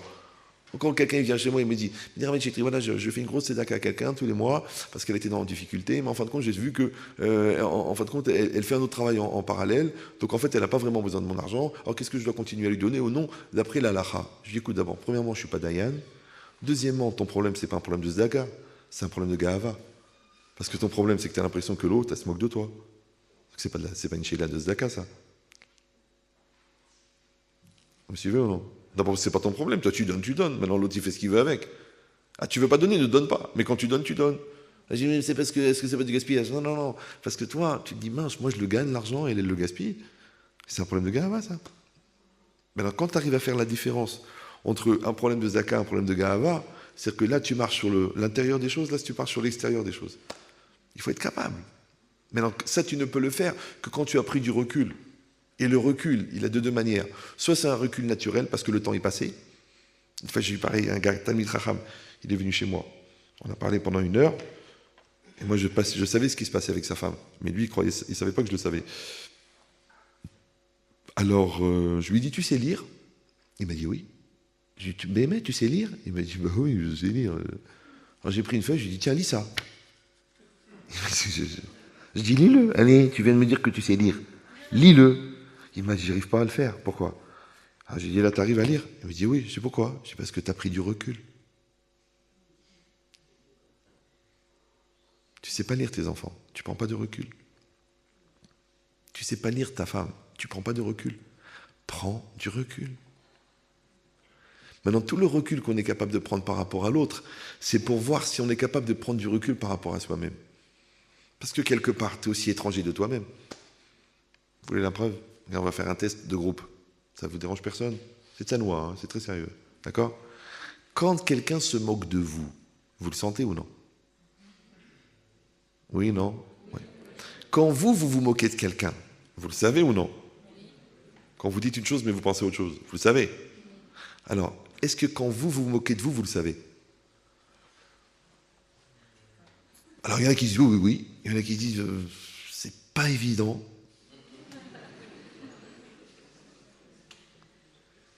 Maintenant, pourquoi quand quelqu'un se moque de toi, tu le sais? Parce que comme tu es étranger à l'autre, tu dis mais attends, mais je rêve ou quoi? Mais il est en train de se moquer de moi là. Ça fait 6 fois qu'il me dit de venir à Chavouta et lui il vient jamais. Après il me dit ouais t'es en retard. Quand moi je me moque de quelqu'un, je le sais. Pourquoi? Parce que moi je m'entends parler et je sais qui je suis, donc je sais la différence entre ce que je dis et ce que je pense. D'accord? Donc Toho et barreau, pour trouver ton Toho, tu n'es pas obligé de finir derrière les barreaux, ça n'a rien à voir. D'accord? C'est que tu sais ce que tu dis, ce que tu es. D'accord? Donc quand toi tu te moques de l'autre, tu le sais. Quand l'autre se moque de toi, tu le sais. Mais pourquoi quand toi tu te moques de toi, tu le sais pas? D'accord? Par exemple, tu dis, tu arrives en retard à la fila, alors tu dis, t'as mal dormi? Tu dis non, non, il te dit pourquoi? Tu dis, j'ai mal dormi. En vérité, c'est faux, t'as très bien dormi. Justement, t'as trop bien dormi. Pourquoi tu dis ça? Pourquoi tu te moques de toi? C'est comme Shabbat après-midi, vous êtes en train de dormir, vous dormez bien. Et vous vous réveillez, comme ça. Bon, il reste encore 1 heure avant Mincha, et vous êtes allongé, tranquille.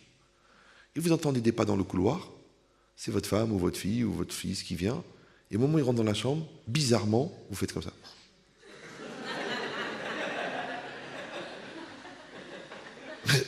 Ça arrive à tout le monde, ça. Et moi, je suis curieux, moi.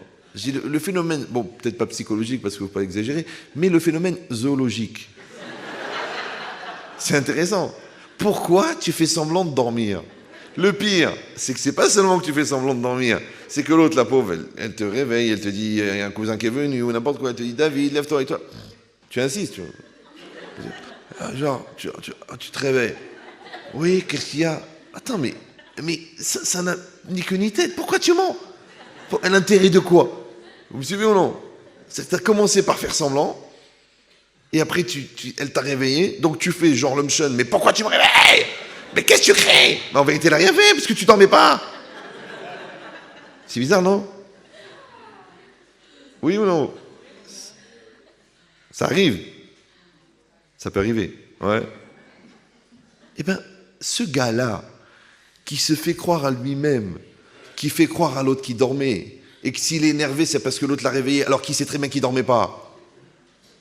C'est qui? C'est qui ce gars-là? Non, c'est pas moi. Tu dis, bah, c'est moi. Non, toi, t'es un gars normal, toi. C'est qui ce gars-là? Vous comprenez cette logique-là? Alors, je te dis encore une fois, l'autre, il est étranger de toi. Alors, c'est facile de voir qu'il se moque de toi. Toi, tu es étranger de l'autre. Donc, c'est facile de voir que toi, tu te moques de l'autre. Mais est-ce que tu es assez étranger de toi pour te rendre compte que toi, tu te moques de toi? Vous me suivez ou non? Alors, eux, ils appellent ça la projection. D'accord? Le Maral, il appelle Sechel Anivdal. Nous, on appelle ça le moussard. C'est ça, le moussard. Le moussard, c'est se regarder vivre en temps réel et dire là, c'est moi, là, c'est pas moi, là, c'est vrai, là, c'est faux, là, c'est bien, là, c'est pas bien, là, je le voulais, là, je le pensais pas, là, je l'ai cru, là, c'est de ma faute, là, c'est pas de ma faute. Si tu n'es pas capable de mettre cette caméra au-dessus de ta tête, c'est très possible que tu vis même pas ta vie. Parce que c'est ça ce qu'ils font les gens. Les gens, ils réagissent à des ambiances, ils réagissent à des humeurs, ils réagissent à des situations, et après, ils cassent ou ils cassent pas, et après, ils passent leur vie à essayer de réparer ce qu'ils ont cassé alors qu'ils voulaient même pas le casser. Comme quelqu'un, je lui ai dit, écoute, je comprends pas. Il me dit, c'est quoi ton problème? Il me dit, mon problème, c'est que je vis dans une maison où tout le monde fait la tronche. Je dis, ah bon? Si tu veux la vérité? Je dis, les gens, ils font la tronche à cause de ta tronche à toi. Donc quand tu rentres, ouais, c'est toi qui amènes la humma dans la maison, avec ton stress, avec tes midotes, avec tes khlas, avec tes... Donc maintenant c'est toi qui crée cette ambiance pourrie. Donc tu veux la preuve? C'est que quand t'es pas là, ça se passe très bien. Je lui dis, tu devrais venir quand t'es pas là. Tu verrais. Comment ça se passe bien. Mais comme à chaque fois que tu viens, t'es là, ça fait le balagan. Alors c'est encore toute ma faute. Parce que c'est comme ça les gens qui travaillent pas les midotes. Où ils sont ou durs ou victimes. Ou ils imposent, ils tapent sur la table. Ouais. Un cours particulier, ça démarre à 12 000 €. Je vous conseille même pas d'essayer. D'accord. Oui. Donc, ou ils tapent sur la table, ou alors ils sont victimes. Ou ils crient. Ouais. Ce qu'on appelle des GG. Il y a des grandes. Ouais. Ou alors. Ah ben voilà. Tu vois, on m'écoute pas. Tu sais quoi, je sais même pas pourquoi je suis venu. Pourquoi? Parce que la Ga'ava, c'est la dignité des nuls. Les gens qui sont nuls sont obligés d'être orgueilleux. Mais les gens qui sont bons, ils n'ont pas besoin de frimer. Est-ce que vous me suivez? Un lion, ouais, un lion. Vous avez déjà vu un lion? Il fait 2 mètres. Il pèse 250 kilos. À chaque coup de patte, il enlève 10 kilos de viande. Il a une bouche comme ça. Est-ce qu'il y a marqué lion? Est-ce qu'il y a marqué dangereux? Il n'y a pas besoin, parce que c'est un lion. Mais un rat. S'il met un badge, j'avais marqué lion. On croit que c'est un lion. Ouais, mais il crie beaucoup, hein. Vous savez, quand il crie, il nous fait perdre nos moyens. On a l'impression que c'est un lion. Mais c'est un rat qui crie. C'est tout. Maintenant, pourquoi tu vois pas que c'est un rat? Parce que toi, il t'a convaincu que tu n'étais rien. La force du fort, c'est la faiblesse du faible. Doucement, doucement, t'es une hamara, t'es une brenne, t'es une lourde, t'es une nulle. Je t'ai épousée par pitié, t'es grosse, t'es... Oh, elle fait comme ça. Elle est en anorexie de mort. Un poisson sorti de l'eau qui cherche un peu d'oxygène. Alors quand il lui fait un compliment par an, l'autre elle est... Et les maris, c'est pareil. Parce qu'il y a des gens qui se marient avec 1m85, et tu les vois au bout de 10 ans, il faut 1m22. Tu te dis, mais qu'est-ce qui s'est passé? Tous les jours, il y a Brel, il y a Juan, il y a Lourd, il y a débile. Regarde mon beau-frère combien il gagne. Regarde mes parents, et toi, rien, tu fais rien, tu es un nul, tu es un incapable. Je dis, mais comment il a réussi ici? Il a réussi ici. Tu le vois le matin, ils sont dans la souffrance. Et toute la journée, tu n'es pas capable, et pourquoi c'est comme ça, et pourquoi c'est pas comme ça, et pourquoi c'est pas comme ça, et pourquoi c'est pas comme ça, et pourquoi c'est pas comme ça. On ne peut pas toute sa vie demander l'ama. D'abord, ça rend malade, ça s'appelle un syndrome, ça s'appelle Serge. Les gens qui demandent lama. Ah, vous êtes bien, ça veut dire vous êtes bien sorti du conditionnement. C'est des gens qui se lèvent toute la journée en train de dire lama, et quand tu leur dis pourquoi tu dis lama, ils disent je suis malade. Tiens, malade. Non, il n'y a pas de lama. Baruch Hashem, écoutez-moi bien ce que je vous dis. Les gens qui sont tellement occupés à dire merci, ils n'ont pas le temps de faire des reproches. Les gens qui voient que le bien, ils ne peuvent pas trouver de défaut. Même moi, les gens me disent, mais vous faites jamais la tête. Je dis la vérité, j'ai pas le temps. Les gens disent, mais je comprends pas, c'est pas une question de temps. C'est vrai, non? Oui, non. T'as un malheur, tu fais la tête. T'as un problème, tu fais la tête. Je dis, je peux pas. Parce que moi, je pense, et j'ai intégré, j'ai travaillé, que la tristesse, c'est le temps que tu octroies à ta douleur. D'accord? Et la douleur, c'est un événement qui ne peut exister que parce qu'il est nourri. Comme le feu, sans oxygène, il s'éteint. Maintenant, si toi, tu donnes du temps à ta douleur, elle devient de la tristesse. Donc, si tu ne donnes pas de temps, il n'y a pas de tristesse. Et tu dis, mais on ne peut pas, écoutez, quand il y a un problème, il y a un problème. Tu peux t'asseoir, écrire des keynotes, pleurer, mettre un sac, de la cendre. La plupart des gens, ils vivent avec des masques. La plupart des gens, situation d'éducation. David, Fernand, Eric, Chaim. Non, je te dis, je peux pas, je comprends, mais... Oui, d'accord. Non, mais si c'était... Écoute, si c'était un débat, ok. Alors, il faut sortir ton chéquier, Baba. D'accord. Ah bah oui, on parle pas en l'air. Non, non, je rigole, c'est beaucoup plus cher. D'accord, mais c'est quoi l'idée? Non, il y a quelqu'un il m'a dit, je te donne le jet, tu viens, je te paye l'avion en première classe, tu viens à Los Angeles, on fait un cours une fois par semaine, pendant 1 heure. Je dis, écoute, si j'avais 1 heure, je parlerais à ma femme. D'accord. Bon, alors c'est quoi l'idée? Je suis resté calme. Mais c'est quoi l'idée? Ouais. L'idée, c'est que c'est bizarre que l'autre, il arrive à voir ce qui se passe chez toi et que toi, tu n'arrives pas à le voir. Alors tu manques de recul sur toi-même. Eh bien, c'est ça le moussard. Oui, à se faire. Comment on étudie le moussard? Je ne sais pas qu'est-ce qu'ils font les gens. Ils tournent des pages, ils apprennent par cœur. Non, tu prends un texte. Le texte, il est écrit. D'accord? N'importe quoi. Un Pirkei Avot, un Messiat Tesharim, un Rav Dessler, un Parad. Ce que tu sens. Ouais. Tu prends la phrase. Tu l'analyses bien. Parce qu'il faut bien la comprendre. Bien, bien, bien. Tu l'as bien ouvert, décortiqué, une souga. Et après que tu l'as bien compris, tu mesures la distance qu'il y a entre ce qui est marqué et toi. Si tu penses que tu es ce qui est marqué, on devrait te demander des brachot dans la rue. Oui. Donc tu sais que ce n'est pas exactement ça. Donc tu prends la distance. Après que tu as calculé la distance, tu dis comment je vais rejoindre cet endroit-là de ce que je ne suis pas. Et pour ça, tu fais un ma'alar. Donc tu fais des kabbalotes.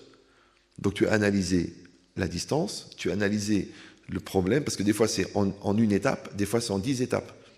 D'accord? Tu ne peux pas faire, je fais tchouva, kodakavod, mais on ne fait pas de tchouva.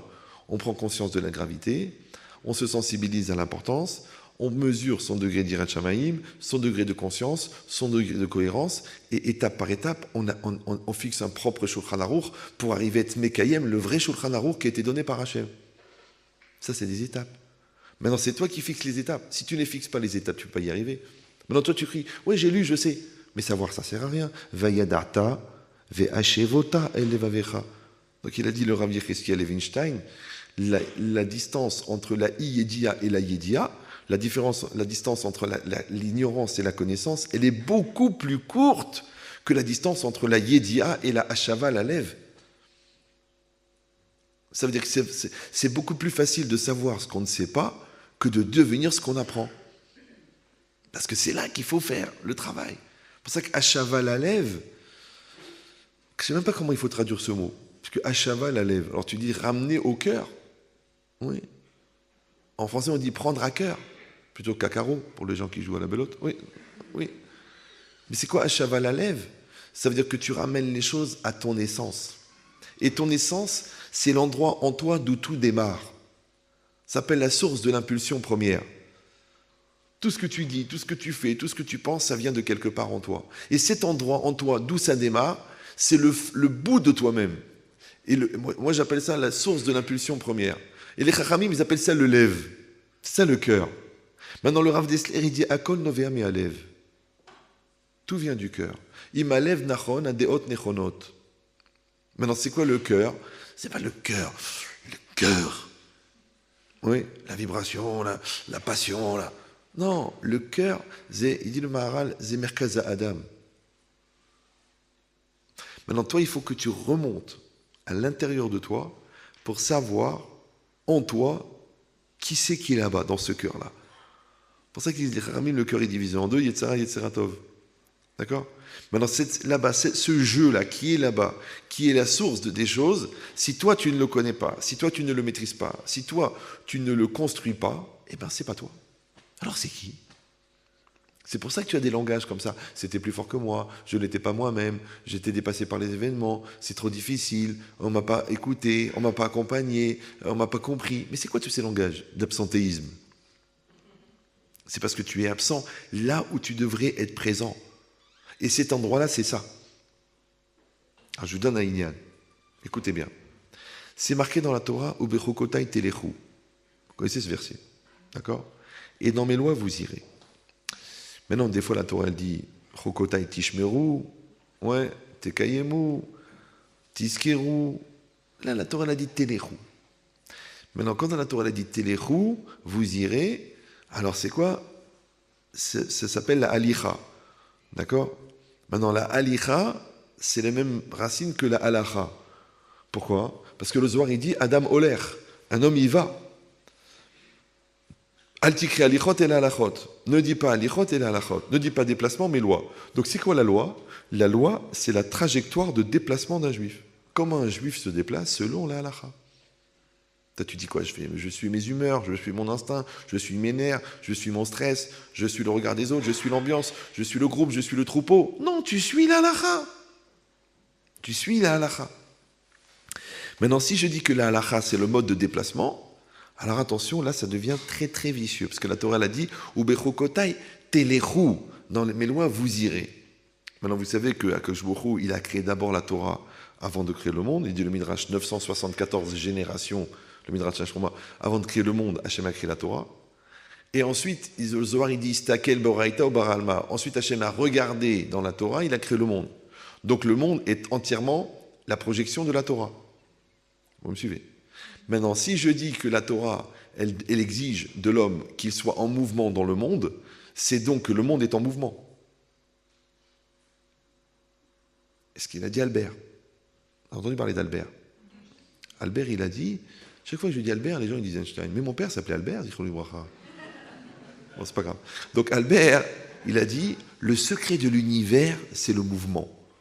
C'est un sujet très très intéressant. Si un jour vous avez l'occasion ensuite de le comparer avec le Maharal dans Tiferet d'Israël, qui est très très puissant, que c'est Chaval pour Albert, qui n'a pas étudié la Torah, il aurait vraiment gagné, bien qu'il ait d'une intelligence incroyable, mais qui reste relative, par définition. D'accord? Alors, il dit, quand c'est marqué Bechukotai telechu, vous irez dans mes lois, il dit, l'univers, il est en mouvement. Et là, la Torah, qu'est-ce qu'elle dit? Bechukotai telechu, donc vous serez en mouvement. Alors maintenant, j'ai réfléchi à une chose, mais c'est une image. Vous êtes au bord d'un fleuve, comme ça. Et vous êtes immobile. Et il y a un fleuve. Et le fleuve, il avance. On va dire à 10 km/h. Et sur le fleuve, vous voyez un gars passer avec un petit bateau à moteur. Un petit canot à moteur. Et il y a un petit moteur de petit moteur qui fait 2 km/h de puissance. Donc il descend à quelle vitesse le gars? À 12, parce que 10 du courant plus 2 du moteur. Il descend. Mais il a un gouvernail, il a un moteur, il descend. Et juste après, 5 minutes après, il y en a un autre qui descend le même fleuve, pratiquement dans le même temps, parce que l'autre il est à 12 km/h, lui il est à 10, qui suit le courant, qui est pris par le courant, qui voit le même paysage et qui descend la rivière. Super. Quand vous les regardez les deux, vous dites finalement les deux, ils se déplacent dans le courant. Super.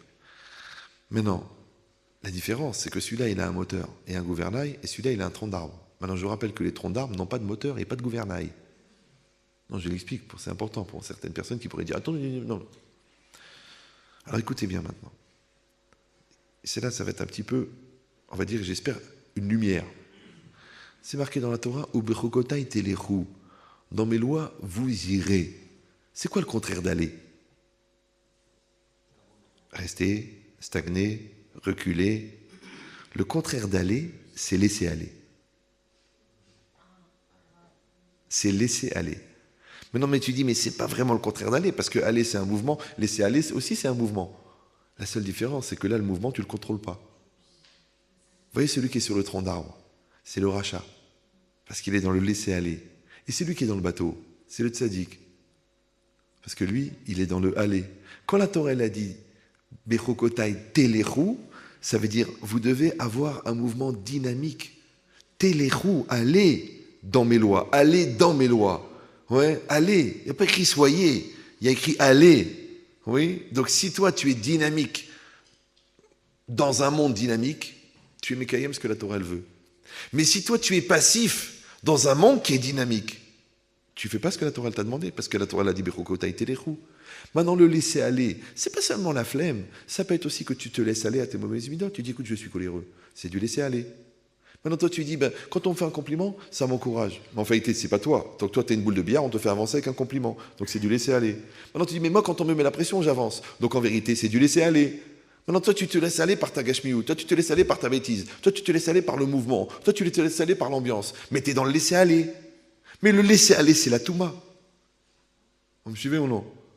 Et aller, c'est la tahara. Ça, c'est le yetzara, ça, c'est le yetzeratov. Ça, c'est la vie, ça, c'est la mort. Parce que celui qui est en mouvement, il est acteur de sa vie. Mais celui qui est dans le laisser-aller, il est spectateur. Mais le pélé, c'est qu'ils voient le même paysage, les deux. Mais un, il a vécu, l'autre, il n'a pas vécu, puisqu'il était sur un tronc d'arbre. Alors il a flotté par là, il a flotté par là. Le temps, il va passer. La bar mitzvah, elle va se faire. Le mariage, il va truquer. On va payer la maison. On va truquer, on va manger, on va aller aux toilettes. On va avoir des douleurs à l'estomac. On va trouver l'ulcère. Il va saigner, on va mourir. Et voilà, c'est fini.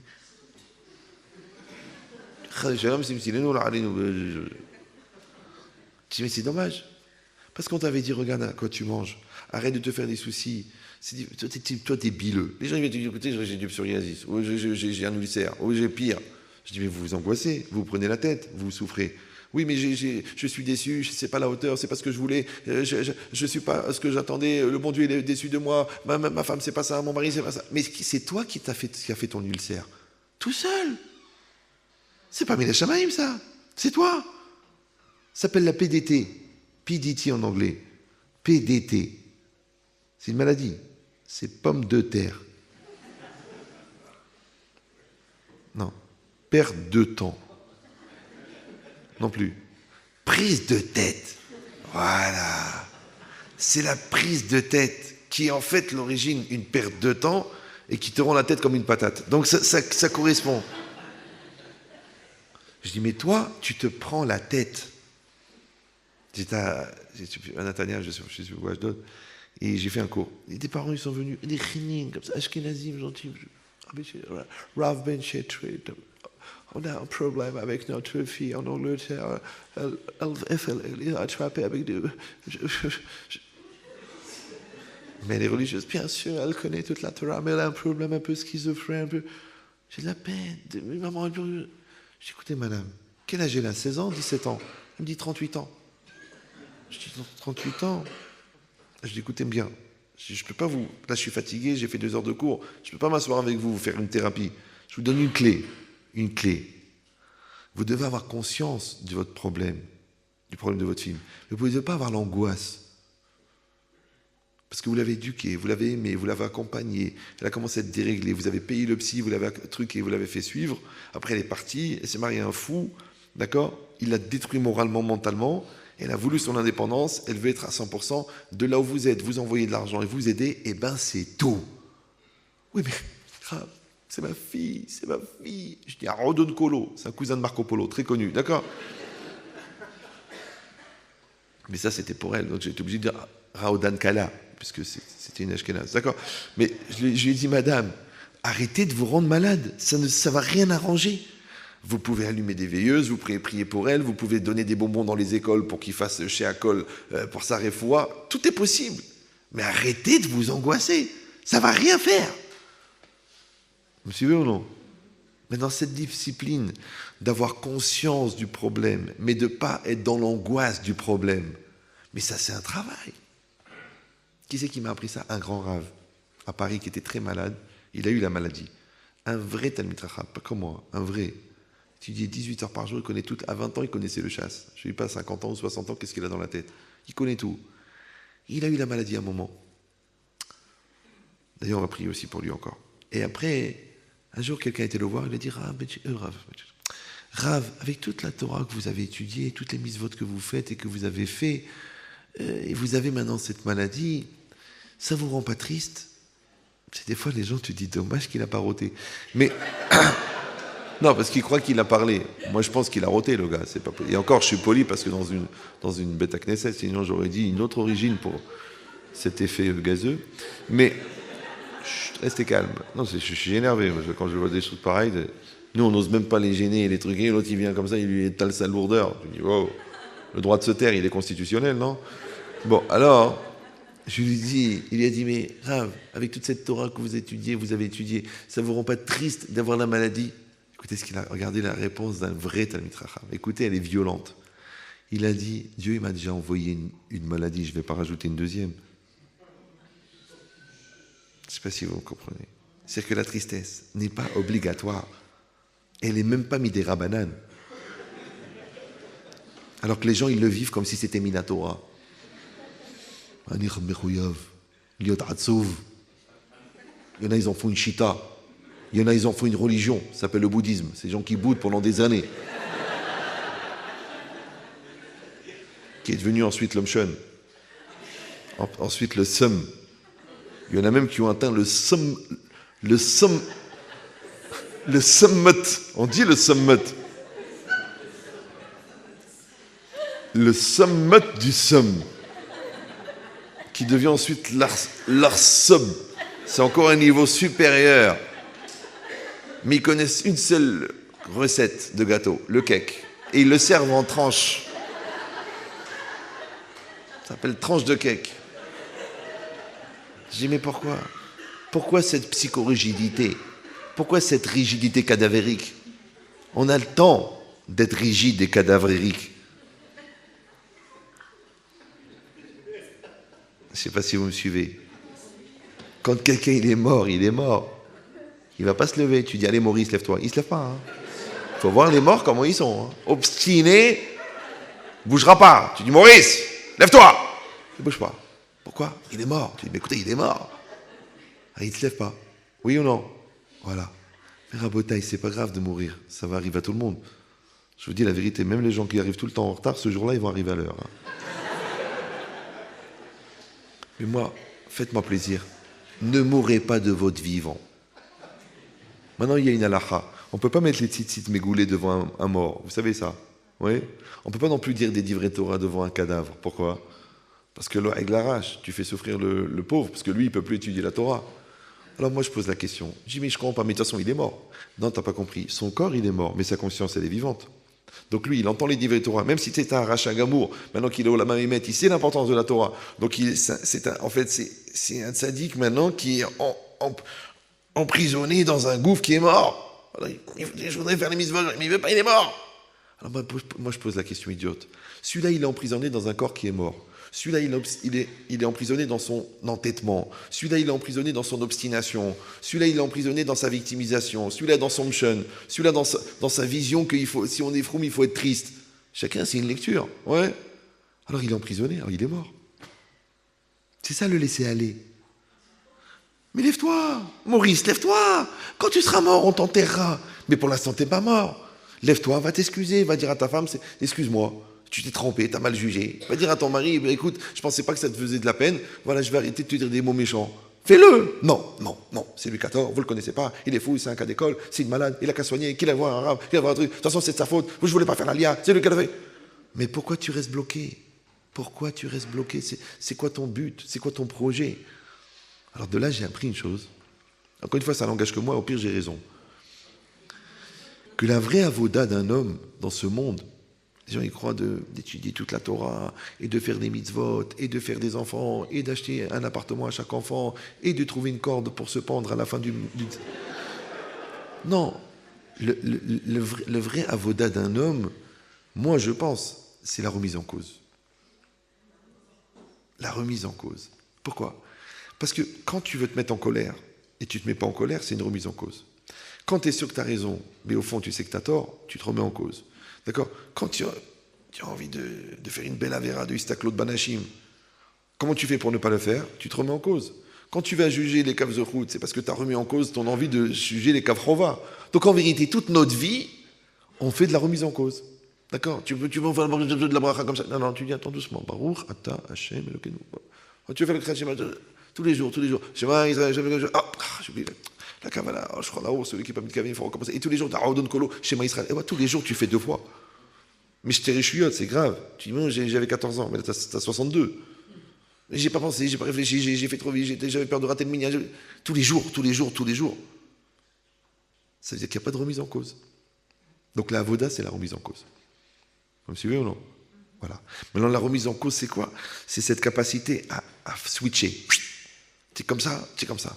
Maintenant, si toi, tu es rigide, maintenant que tu es rigide parce que tu es carré, que tu es rigide parce que tu es keblo, que tu es rigide parce que tu es psychorigide, que tu es rigide parce que tu es orgueilleux, que tu es rigide parce que tu as compris que le froum, ça veut dire bête. Il y en a qui pensent comme ça. Ouais. Alors, tu es foutu. Tu peux pas bouger. Donc, tu es condamné. Donc, toi, tu t'es mis enfermé dans l'écorce du tronc d'arbre qui descend le fleuve, avec le paysage qui passe. Et tu es victime. Pourquoi? Parce que tu n'as pas fait le travail. Vous savez que quand Avram Avinu, Hachem lui a ordonné de tuer son fils, sacrifier son fils. Donc il a dit à son fils, viens, on s'en va. connaissez le Midrash, au bout d'un moment, ils étaient les deux sur la route, c'est marqué dans le Passouk, Yitzhak, il a dit, papa, voilà le feu, voilà le couteau, voilà le bois, où est le korban? Et Abraham, il a regardé, il a dit, Dieu, il pourvoira. Mais ça travaille dans la tête d'Abraham. Abraham, il dit, attends, il veut faire des mitzvot, mais il n'a qu'à le faire lui-même. Pourquoi il veut me sacrifier moi? Il n'a qu'à sacrifier lui. Non, il a accepté. Abraham Yagen, Yitzhak Iranen. Il dit, le Midrash, c'est quoi? C'est Abraham et Yitzhak en train de marcher vers la Hakeda. Maintenant, arrivé à la Hakeda, il a mis le misbéach en pierre, il a mis du bois, il a mis son fils dessus. Qu'est-ce qu'il a dit, Yitzhak? Attache-moi bien, écoutez bien. Vous connaissez ce Midrash? Il a dit, attache-moi bien, de peur que par réflexe, quand tu vas me toucher avec le couteau, je vais bouger et la shrita, elle va être psoula. Quand vous avez chez l'ophtalmo, il vous dit, monsieur, ouvrez l'œil s'il vous plaît. Il vous tient comme ça, il vous dit, ouvrez l'œil, je vais juste, on va essayer de mettre la lentille. Et malgré qu'il te le dit et que c'est pour ton bien et que tu veux le faire, tu fermes l'œil. Tu sais, c'est un réflexe. Excusez-moi, mais gardez l'œil ouvert, j'arrive pas, monsieur. Je ferme l'œil. C'est un réflexe. Alors si déjà, c'est un calvaha mort, si déjà, quand on met le doigt dans l'œil, tu fermes l'œil, bien que tu sais que tu dois le garder ouvert parce qu'il est en train de te mettre une lentille, alors quand quelqu'un il te met le couteau sur la gorge, pour t'égorger, tu ne vas pas avoir le réflexe de bouger. Alors Yitzhak, il a dit, attache-moi bien, comme ça je ne vais pas bouger par réflexe et rendre psoula la shrita. Voilà. Vous avez compris qu'est-ce que ça veut dire la gvoura de Yitzhak? Ça va? Super. Un peu plus tard, tout le monde connaît l'événement, vous avez lu les textes, qu'un jour, Yaakov Avinu, il a voulu obtenir la bracha de Esav. Il a mis les habits de Esav. Il s'est fait passer pour Esav. Il est Ish Emet, mais il est quand même obligé de mentir pour obtenir la bracha. Son père, il s'appelle Yitzhak, il est convaincu que Esav est un tzaddik et que lui, il a besoin de la bracha. Mais que Yaakov, lui, n'a pas besoin de la bracha. Maintenant, tout le monde est au courant que Esav est un rachat, sauf son père. D'accord? Bon, Hachem, il dit le Zohar, il dit qu'il a été aveuglé et tout ça. Bon. Maintenant, moi, ce qui m'intéresse, c'est pas ça. C'est qu'au moment où Yaakov a reçu la bracha, il s'en va. À ce moment-là, Esav rentre. Là, Yitzhak, il comprend qu'il s'est fait avoir et qu'il a maudit, il a béni Yaakov, alors qu'il devait bénir Esav. Maintenant, voyez ce moment-là, cette seconde-là, cette demi-seconde, où Yitzhak, il a compris qu'en fait, Yaakov lui a menti, il s'est fait passer pour Esav, mais il a aussi compris que Mina Shamaim, la bracha, elle est arrivée chez Yaakov, donc c'est Yaakov qui devait recevoir la bracha. Donc lui, il s'était trompé en pensant que Esav était un tzaddik, mais en vérité, c'était un rachat. Mais cette déception-là, mélangée avec le fait de se dire que j'ai été trompé par mon fils, qui est soi-disant Midata Emet, mais d'un autre côté, je me suis trompé, moi-même je me suis trompé, moi aussi je me suis fait tromper, et d'un autre côté, ça m'a menti. Normalement, par réflexe, par nature, il aurait dû maudire Yaakov. Mais en 3 secondes, il a dit, je me suis trompé pendant 30 ans, et ça avait été un rachat. Mina Shamaim, c'était Yaakov qui devait recevoir la bracha, et que moi je l'accepte sur moi, et que non seulement je l'accepte, mais je confirme la bracha en disant Gam Baruchiyeh. Vous me suivez? Alors j'avais lu un commentaire, il avait dit, je crois que c'est Rav Dessler, mais j'arrive pas à le retrouver, donc je ne veux pas mentir. Il a dit que l'Aïd Gabrout, que Yitzhak, il a fait de ne pas maudire à ce moment-là Yaakov, elle était plus grande que l'Aïd Gabrout qu'il a eu dans la Hakeda. Pourquoi? Parce que si déjà, de se retenir, de s'enfuir quand quelqu'un veut t'égorger, c'est une remise en cause extraordinaire. Ouais. Mais là, de se rendre compte que tu t'es trompé sur plus de 30 ans, c'est une grande remise en cause. Ça va? Confirmé par musique, d'accord? Mais cette logique, c'est quoi? Elle marche, cette montre? Ah, Shimon, elle marche? C'est vrai? Il est 11h30? Oh, j'ai dû commencer tard, c'est pas possible. Donc, alors, ne vous énervez pas, surtout vous. Votre tour est déjà passé. D'accord? Donc ça veut dire quoi? Ça veut dire que le travail, vous avez compris maintenant, c'est de construire cette personne qui sera capable de se remettre en cause. Et ça, c'est un travail qui va faire que tu pourras traverser les événements. Et ça, c'est ça la construction. Maintenant, quand toi, en vérité, tu travailles sur la Savlanout, ou tu travailles sur l'Aïd Gabrout, ou tu travailles sur l'Aïstaklout, Banachim, ou tu travailles de faire la bracha avec Kavana, ou tu travailles de dire maintenant je fais le Berkat Amazon, maintenant je fais le Betak Amazon. Et pas je fais n'importe quoi. Comment ils font les gens? Ils commencent à faire le Birkat Hamazon et Azan otanu ve'eta olam kulo betuvo bechen resed rachamim. Tu voyais pas votre mère elle est fatiguée, levez-vous, vous pouvez pas l'aider, non, là, comme ça, en train de rester. Mais là tu fais pas le Birkat Hamazon là. En fait tu débarrasses la table. C'est pas vrai. Ouais. Là, tu fais l'amida, pendant l'amida, tu as des problèmes, des soucis, la parnassa, le crédit. T'es pas en train de faire l'amida, là. Là, tu es en train de faire une espèce d'analyse psychologique. C'est pas ça l'amida. Or, puisque chaque mitzvah est un yetzerara, donc la maîtrise du yetzerara de la mitzvah, c'est la remise en cause par rapport à la mitzvah. Maintenant, c'est ça ce qu'on fait toute notre vie. D'accord ? Maintenant, quand toi tu fais ce travail, tu ne peux pas le faire s'il n'y a pas quelqu'un en toi qui t'aide à le faire. Et c'est qui ce gars qui va t'aider à le faire? C'est toi. Maintenant, ce gars-là, il faut le construire. Ça s'appelle la connaissance de soi, ça s'appelle la maîtrise de soi, le respect de soi, ça s'appelle la valorisation personnelle, ça s'appelle Gadlut Adam, ça s'appelle la grandeur d'Hachem, ça s'appelle l'appréciation de ce que tu produis, de ce que tu développes, qui te donne les cohortes pour le faire. Maintenant, si toi, tu apprends, comme tu éduques un enfant, en vérité, qu'est-ce que tu fais? Tu le préserves de tout ce qui est mauvais et tu lui donnes tous les éléments pour qu'il soit construit. Eh bien, fais-le avec toi. Sour merave asetov. D'accord? Et enlève les choses qui te détruisent. Ça ne sert à rien. Encore la dernière fois. C'était quoi ça, cette histoire? C'est un monsieur qui a une phobie obsessionnelle que sa femme fait des bêtises. Bon, ils ne sont pas religieux, mais ce n'est pas non plus une raison. Et le gars, il était bloqué. Et je lui dis, écoute, tu n'as pas de preuve réelle, tu n'as rien de concret. D'après la halakha, elle n'est pas interdite. Là, écoute, tu décides. Ou on fait du shalom bayit, ou on fait rien. Mais si c'est pour continuer à soupçonner, on ne pourra pas s'en sortir. Le gars, il a dit, ok, mitgaber. Donc, elle, quand même, elle avait quand même parlé avec quelqu'un, de manière un petit peu trop proche. Bon, mais c'est compliqué avec les frères, parce qu'ils se font la bise, ils sortent ensemble, ils se touchent, et après tu dis, elle m'a manqué de respect. Je ne sais pas, c'est quoi la limite. Bon. Alors, je lui ai dit que j'ai fait un programme. Je lui ai donné, la pauvre, elle n'est pas religieuse. Je lui ai donné à écouter, genre le Yetzerara, préserve tes yeux et ton cœur, c'est sur l'Otatoru, fuir la faute, c'est-à-dire que la mitzvah, c'est pas de ne pas fauter, la mitzvah, c'est de ne pas prendre le risque. Ouais. Après, elle a écouté un cours sur un chemin de Teshuvah, un cours sur le respect de soi. Enfin, elle a fait tout un programme pour changer ça. Je dis maintenant, ce programme, elle le fait pour changer. Je dis alors, fais attention à toi, parce que maintenant qu'elle va changer, il faut que toi, tu sois à la hauteur. Maintenant, toi, tu as un problème, c'est que tu n'as pas de l'écafsroute. Donc, toi, tu dois écouter, juger l'autre positivement, le respect de l'autre. Tu dois apprendre aussi à te respecter toi-même, puisque le manque de respect qu'on a pour l'autre, il vient du manque de respect qu'on a pour soi. Et tu dois apprendre à maîtriser ses peurs. Donc, encore un autre cours avec une méthode. Une méthode pour toi, une méthode pour elle, les deux, ils travaillent. Bon. Ils ont commencé, super. Il m'appelle, ça, c'était le jeudi. Il m'appelle le mardi, il me dit, on a passé 5 jours extraordinaires, c'est magnifique, mais comment ce travail qu'on a fait sur nous-mêmes, il nous a ouvert les yeux, on est des diamants, on est des trucs. Ok. Il me dit, mais j'ai un gros problème. On voit un texto, il me dit, j'ai un gros problème. Je dis, c'est quoi? Je l'appelle, c'est quoi ton problème? Il me dit, voilà, on vient de diagnostiquer, alors allez-nous, un cancer du pancréas. Le gars, il a 40 ans. Tu dis vraiment, c'est... Alors j'ai appelé, j'ai dit ok, je vais voir, j'appelle un médecin, un grand médecin que je connais à Paris. Il m'a dit écoute, ce cancer-là, il génère des dérivés, des dégénérescences psychologiques que la personne justement elle a des phobies. Donc en fait sa phobie obsessionnelle de jalousie, c'était juste une dégénérescence de son cancer. Et le lendemain justement il refait une grosse crise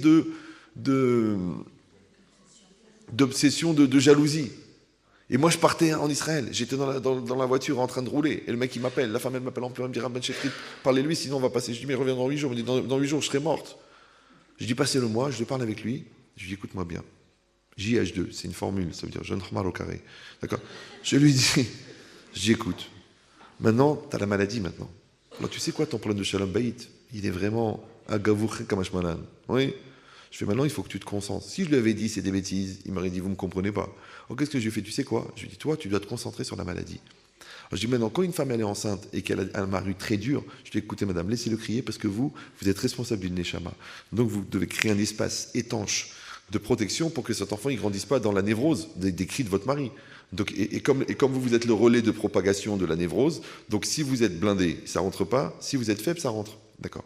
Donc je lui dis, c'est pareil. Toi, il faut que tu te protèges de ton problème. Maintenant, s'il y a 10%, 20%, 30% qui vont bien, c'est eux qui vont se battre. Parce que maintenant, la maladie, sachez que chimiquement, elle se développe par les cellules, mais psychologiquement, elle se développe par la tête. Donc quand tu es angoissé, tu es mal dans ta tête, tu n'es pas bien, c'est pour ça que toujours dans la maladie, on est obligé de faire une thérapie en même temps. Sinon, ça va beaucoup plus vite, Chazé Shalom, ou le contraire. Ouais. Alors lui, qu'est-ce que j'ai? En fait, je l'ai obligé à prendre une distance avec son problème phobique pour qu'il s'occupe de sa maladie. Vous me suivez ou non? Mais ça, c'est ce qu'on fait tous les jours. Par exemple, toi, l'enfant, il a fait une grosse bêtise. La yeshiva t'a appelé, il t'a dit, il a fait une très grosse bêtise, d'accord? Il a joué avec un téléphone et on a trouvé des trucs bizarres dessus. Maintenant, toi, tu sais que cet enfant-là, tu vas l'amener à la choupa, que c'est un tzaddik, qu'il aura des enfants, des petits-enfants. Et ça, c'est un événement. Donc, tu as deux solutions. Soit tu prends cet événement et tu l'inscris dans une globalité qui s'appelle la choupa, tzaddik, autonome, mais il faut que cet événement-là, tu le maîtrises. Soit tu vas le pourrir à cause de cet événement, et à cause de ça, il va dire, même mon père, il ne me croit pas, même mon père, il ne me comprend pas, même mon père, il ne m'aime pas, il va tout lâcher, il va sortir dehors. Et toi, le Rav, il est content, il dit, ah, tu vois, j'avais raison, et le gosse, il est perdu. Alors, qu'est-ce que tu vas faire maintenant? Donc, tu vas créer un espace d'étanchéité pour gérer l'événement en le séparant de la personne. Toi, tu vas créer un espace d'étanchéité pour t'occuper de ta maladie et arrêter de te prendre la tête avec ta phobie. Vous me suivez ou non? Eh bien, ça s'appelle la gestion du problème. D'accord? C'est comme si tu dis à ta femme, écoute, toi et moi, on a des problèmes, mais notre couple, il va très bien. Alors viens, on s'occupe de notre couple, parce que c'est notre couple qui va aider notre personne. Maintenant, tant que vous réglez vos problèmes de Shalom Bayit en tant que personne, ça ne s'arrangera jamais. Il faut les régler en tant que couple. Donc tant que c'est toi et moi, et moi, et toi, et ta famille, et ta race, et ton argent, et ton corps, et mon corps, et mes nerfs, et mon stress, et ma jalousie, et mes peurs, ça ne marchera pas. C'est nous. Nous avons un problème avec mon caractère. On va le régler. Il y a un gars qui s'appelle ton mari qui a des problèmes. Mais nous, on va bien. Mais ton mari, il ne va pas bien. Après, nous avons un problème avec toi. Parce que ton problème de peur ou ton problème de stress, et en fait, il met une mauvaise ambiance et on est en train de s'engueuler toutes les 5 minutes, alors que moi, je ne cherche pas à te détruire. Mais toi, tu es convaincu parce que comme ton père t'a détruit, ton frère t'a détruit, tu es sûr que ton mari va te détruire. En fait, tu fais un transfert. Donc, qu'est-ce qu'on va faire? On va créer un espace d'étanchéité pour le problème et on va avoir de l'énergie pour le couple. Mais tant qu'on laissera le problème dégénérer dans le couple, alors on n'arrive pas à construire notre couple, puisqu'il dégénère à cause du problème. Ça va? Alors écoutez bien, je vous donne la clé. Vous savez que dans un bateau, tous les compartiments qui sont en dessous de la flottaison sont condamnables. Quand vous allez dans un bateau, si vous allez dans le fond du bateau, vous allez voir qu'il y a des portes en fer qui peuvent se fermer étanches. Pourquoi? Et le bateau, il est divisé en compartiments. Parce que si, Chas Shalom, il y a une brèche dans le bateau, ouais, alors pour pas que tout le bateau il se remplisse d'eau, il coule, alors vous pouvez condamner cette partie qui a été touchée par la brèche. Ça va? Super. Maintenant, le bateau, c'est la personne. La ligne de flottaison, c'est la ligne d'équilibre. C'est que quand tu es en dessous de cette ligne-là, tu commences à péter les câbles. Tu cries, tu pleures, tu sais pas pourquoi, tu n'as pas envie de te lever. C'était en dessous de la ligne de flottaison. Ouais. Maintenant, tous ces compartiments, en vérité, qui sont ton intériorité, qui sont ton lèvre, qui sont ton côté fragile, il faut qu'ils soient faits en compartiments étanches. Maintenant, s'il y a une agression, normalement, l'agression ne peut pas rentrer chez toi, parce que toi, tu as créé des parois de protection.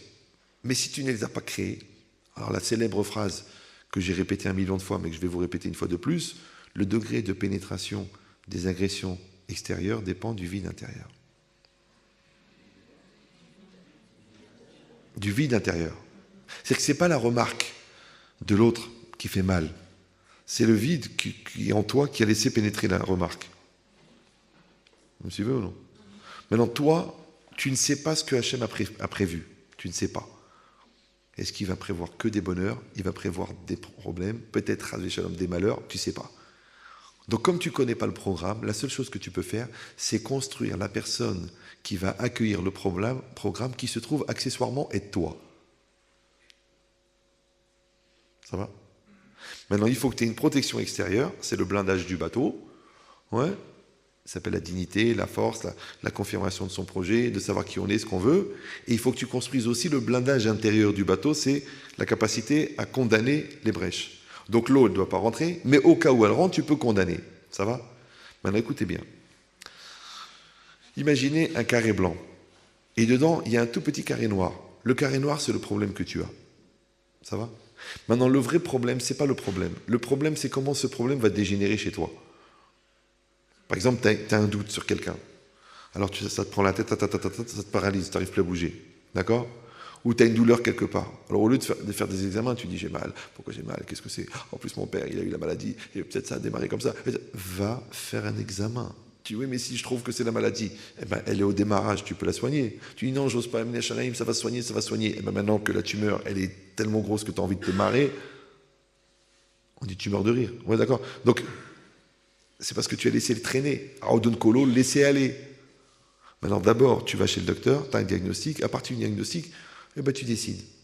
Qu'est-ce que tu dois faire? Tu veux faire de l'homéopathie ou tu veux faire de la chimio? Tu fais quelque chose. C'est pareil. D'abord, tu as un diagnostic, après une décision. D'abord la clarté, après la réalisation. Tu dis non, nous on fait comme s'il n'y a rien. Déni de réalité. Le déni de réalité, ce n'est valable que pour les gens qui ont un très haut niveau du bitachon comme Baba Salé. Mais que toi, ton déni de réalité, en vérité, c'est une fuite en avant, tu n'as rien réglé, mais tu fais comme s'il n'y a rien, ça ne règle pas le problème. Alors si tu as le niveau de bitachon du Baba Salé, fais comme si je t'ai rien dit. Mais comme les Baba Salé, on peut les compter sur les doigts de la main d'un manchot, qui lui-même n'a pas beaucoup de doigts. Voilà, donc c'est pas évident. Donc il faut avoir un peu la réalité de ce qu'on est. Maintenant, par rapport à ça, qu'est-ce qui se passe? Donc on a dit, il y a le problème, c'est la tache noire, et ta personne, c'est le carré blanc.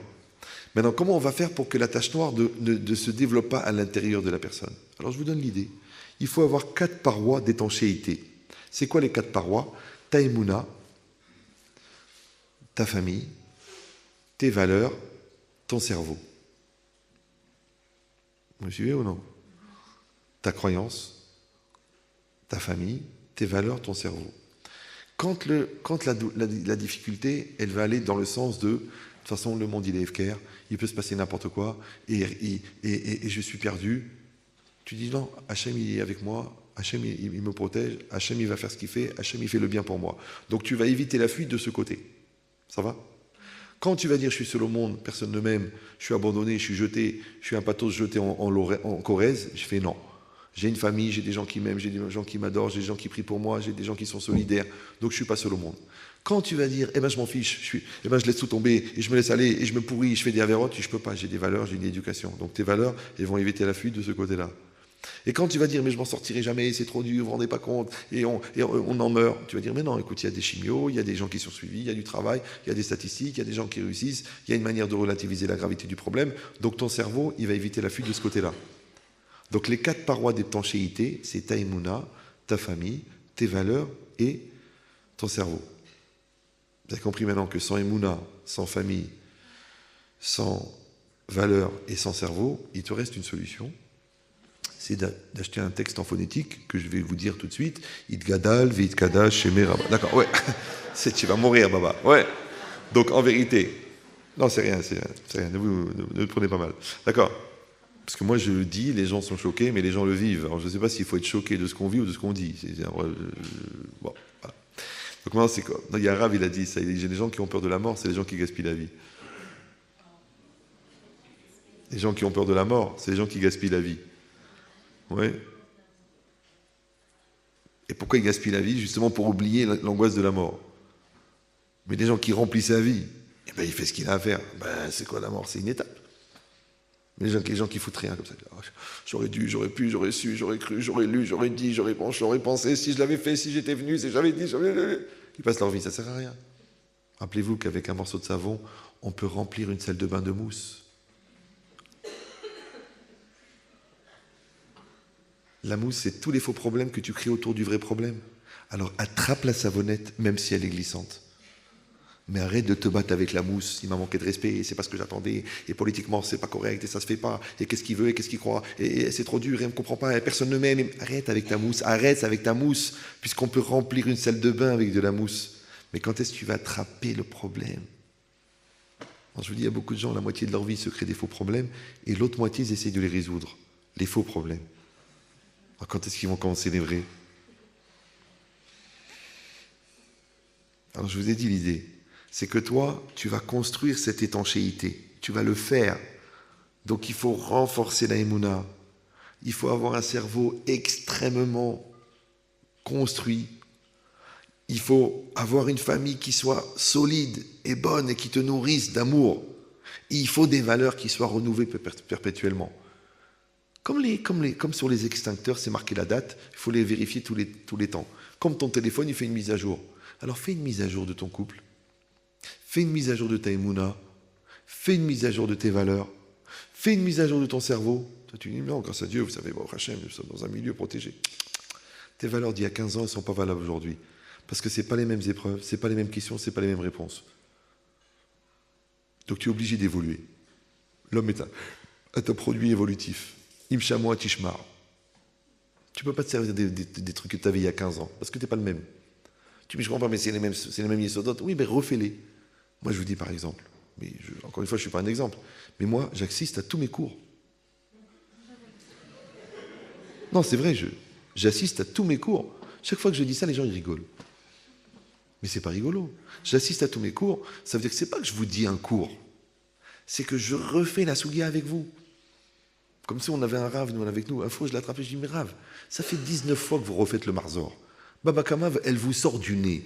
Le ksot pour vous, c'est un pixou. Il m'a dit, mais ça n'a rien à voir. Il m'a dit, Ani choser à la sougia, kol la sougia. Il dit, je refais la chose. C'est ça, imshamo atishma. Et bien, quand tu revis la sougia, tu dois revivre ta Torah, tu dois aussi revivre ton couple, tu dois revivre ta vie. Ça s'appelle que tous les jours tu es Briya Hadasha. C'est ça Rosh Chodesh. Rosh Chodesh, c'est pas une date dans le mois. Rosh Chodesh, c'est Rosh Hadash. Rosh Hashanah, c'est pas le début de l'année, c'est Rosh Hashinui. Parce que Shana, c'est Milachon Shinui. Aval im en Shinui. Pourquoi une année de plus? Pourquoi faire le même brel que l'année dernière? Ça sert à rien. Rosh Hashinui. Ouais, Daf Hadash. Ish Hadash. C'est ça la vie. Tu dis, oh, vous savez, on peut pas. Rappelez-vous que le Rav Saadia Gaon, il faisait teshuva sur les mitzvot qu'il avait fait l'année d'avant. Pas les averot, les mitzvot. Les averot. Quel averot, le Rav Saadia Gaon? Mais les mitzvot, il a dit avec la Torah que j'ai étudiée cette année, Animitraret à la mitzvot Shasiti Shana Shavra. Tu dis, attends, nous, alvaï, que des gens regrettent l'avérote. Parce que tu dis, c'est pas bien, mais d'un autre côté, qu'est-ce que j'ai kiffé? C'est sourd. Ouais. Donc je lui donne la logique, c'est ça. C'est quoi l'idée? C'est que la personne, elle est en renouvellement. Et c'est ça le mouvement, de rester tout le temps en mouvement. Pour ça que les tzadikim y courent et que les réchaïm ne sont pas pressés. Parce qu'ils ont compris que la vie est un mouvement. Maintenant, les outils qu'on utilise ne rouillent pas. Les outils qu'on utilise ne rouillent pas. Les couples qu'on entretient n'ont pas de problème. Les gens qui s'investissent dans leur couple, bizarrement, à part le fait que leur couple évolue, eux, personnellement, évoluent. Parce qu'ils se servent de l'autre pour travailler leur propre midote. Maintenant, de savoir, est-ce que ton couple, il évolue parce que tu évolues, ou est-ce que toi, tu évolues parce que ton couple évolue, c'est la même chose. Les parents qui s'occupent de leurs enfants évoluent avec leurs enfants. Et c'est ça la différence entre l'éducation et l'élevage. Parce que l'éleveur de poulets, il a élevé 30 000 poules. Il doit avoir un QI de malade, puisque quand il rentre dans l'entrepôt, il entend cuit, cuit, cuit, cuit, cuit, cuit, cuit. Alors pourquoi il a le même brel? Parce qu'il fait de l'élevage. Alors je te dis, si toi tu n'évolues pas avec tes enfants, ça veut dire que tu fais de l'élevage. Mais si tu évolues avec tes enfants, pourquoi? Parce que tu prends un cœur, tu dis celui-là il est hypersensible, celui-là c'est difficile, celui-là il ne comprend pas du premier coup, celui-là on va se casser la tête, celui-là on va faire de l'éveil, celui-là on va rencontrer quelqu'un, celui-là on va voir un chacham, celui-là on va faire un petit poule, celui-là je vais le prendre à part, celui-là je vais l'emmener avec moi, aller me promener, celui-là je vais lui parler, celui-là. Si tu ne fais pas ça, l'enfant n'évolue pas. Pourquoi? Parce que l'enfant il va exister pour quelqu'un qui existe pour lui. D'accord? Mais Bichlal Mataïm Mané. Donc pour exister pour l'autre, il faut exister pour soi déjà. Donc tu vas être obligé d'exister toi-même pour faire exister l'autre. Donc les parents qui s'occupent de leurs enfants évoluent avec leurs enfants. Maintenant, si tu évolues avec tes enfants, tu évolues avec ton conjoint, tu évolues avec ta Torah, parce que tu vas encore trouver, tu évolues avec la paracha de la semaine, tu évolues avec le Sefer, tu reprends le texte, tu redonnes le shiur, tu travailles avec. Mais tous les jours, tu changes. C'est ça la Gemara, ce qu'elle dit, la Gemara là-bas, qu'on est Dan Berosh Hashanah. Après, elle amène Rabbi Nathan et Rabbi, je ne sais plus comment il s'appelle. Il dit non, on est Dan Bechol Yom. Et l'autre, il a dit, on est Dan Bechol Shara. Vous vous rappelez ou non? La Gemara d'Aftet Zayin dans Rosh Hashanah. Rav Dessler, il dit, il y a une mahloket. Taloui Ben Adam. Un homme normal, il est jugé une fois par an. C'est-à-dire qu'il a rendez-vous avec lui une fois par an. Mais les tzadikim, tous les jours, ils changent. Donc eux, on est obligé d'être Dan chaque jour. Mais l'autre, il change chaque heure. Chaque heure, c'est un Ish Hadash. Pourquoi? Parce que la caméra, elle est allumée tout le temps. Il dit ça, je peux l'améliorer, ça, je peux faire, ça, je peux travailler, ça, je peux remettre en cause, ça, je veux voir différemment. Ce kratchema, il va être le meilleur de ma vie. Ce cours-là, ça va être le dernier. Ouais, ce moment-là, je le passe avec ma femme, animé Kadesh et Azmanazé, d'être avec elle, positif, investi, grand, pur. Tu peux le faire ou tu dis non, c'est une soirée, bonsoir, on mange, oui, il n'y a rien, bon, on fait le 5e, non, à demain. Non, c'est ça la routine. Pourquoi il y a la routine? Parce qu'il n'y a pas de tridouche. Pourquoi la Torah n'a pas de goût? Parce qu'il n'y a pas de tridouche. Pourquoi l'enfant, tu ne t'intéresses pas? Parce qu'il n'y a pas de tridouche. Asher, Anochim, Etzavecha, Ayom. Tu dis, mais grâce à Dieu. Une fois, il est venu, il m'a dit, Rabbi, j'ai écouté votre cours sur le couple, mais franchement, c'est un petit peu utopique, votre question, votre truc, genre, il faut être capable de voir sa femme tous les jours comme le premier jour. Je lui dis, écoute, j'ai une autre solution pour toi. Tu ne peux pas l'avoir comme le premier jour. Il m'a dit, ben non, après 20 ans de mariage, une personne ne peut pas l'avoir comme le premier jour. Elle a changé, elle a grossi, elle a vieilli, elle a des rides partout. Il n'y a que la perruque qui est neuve. D'accord? Alors,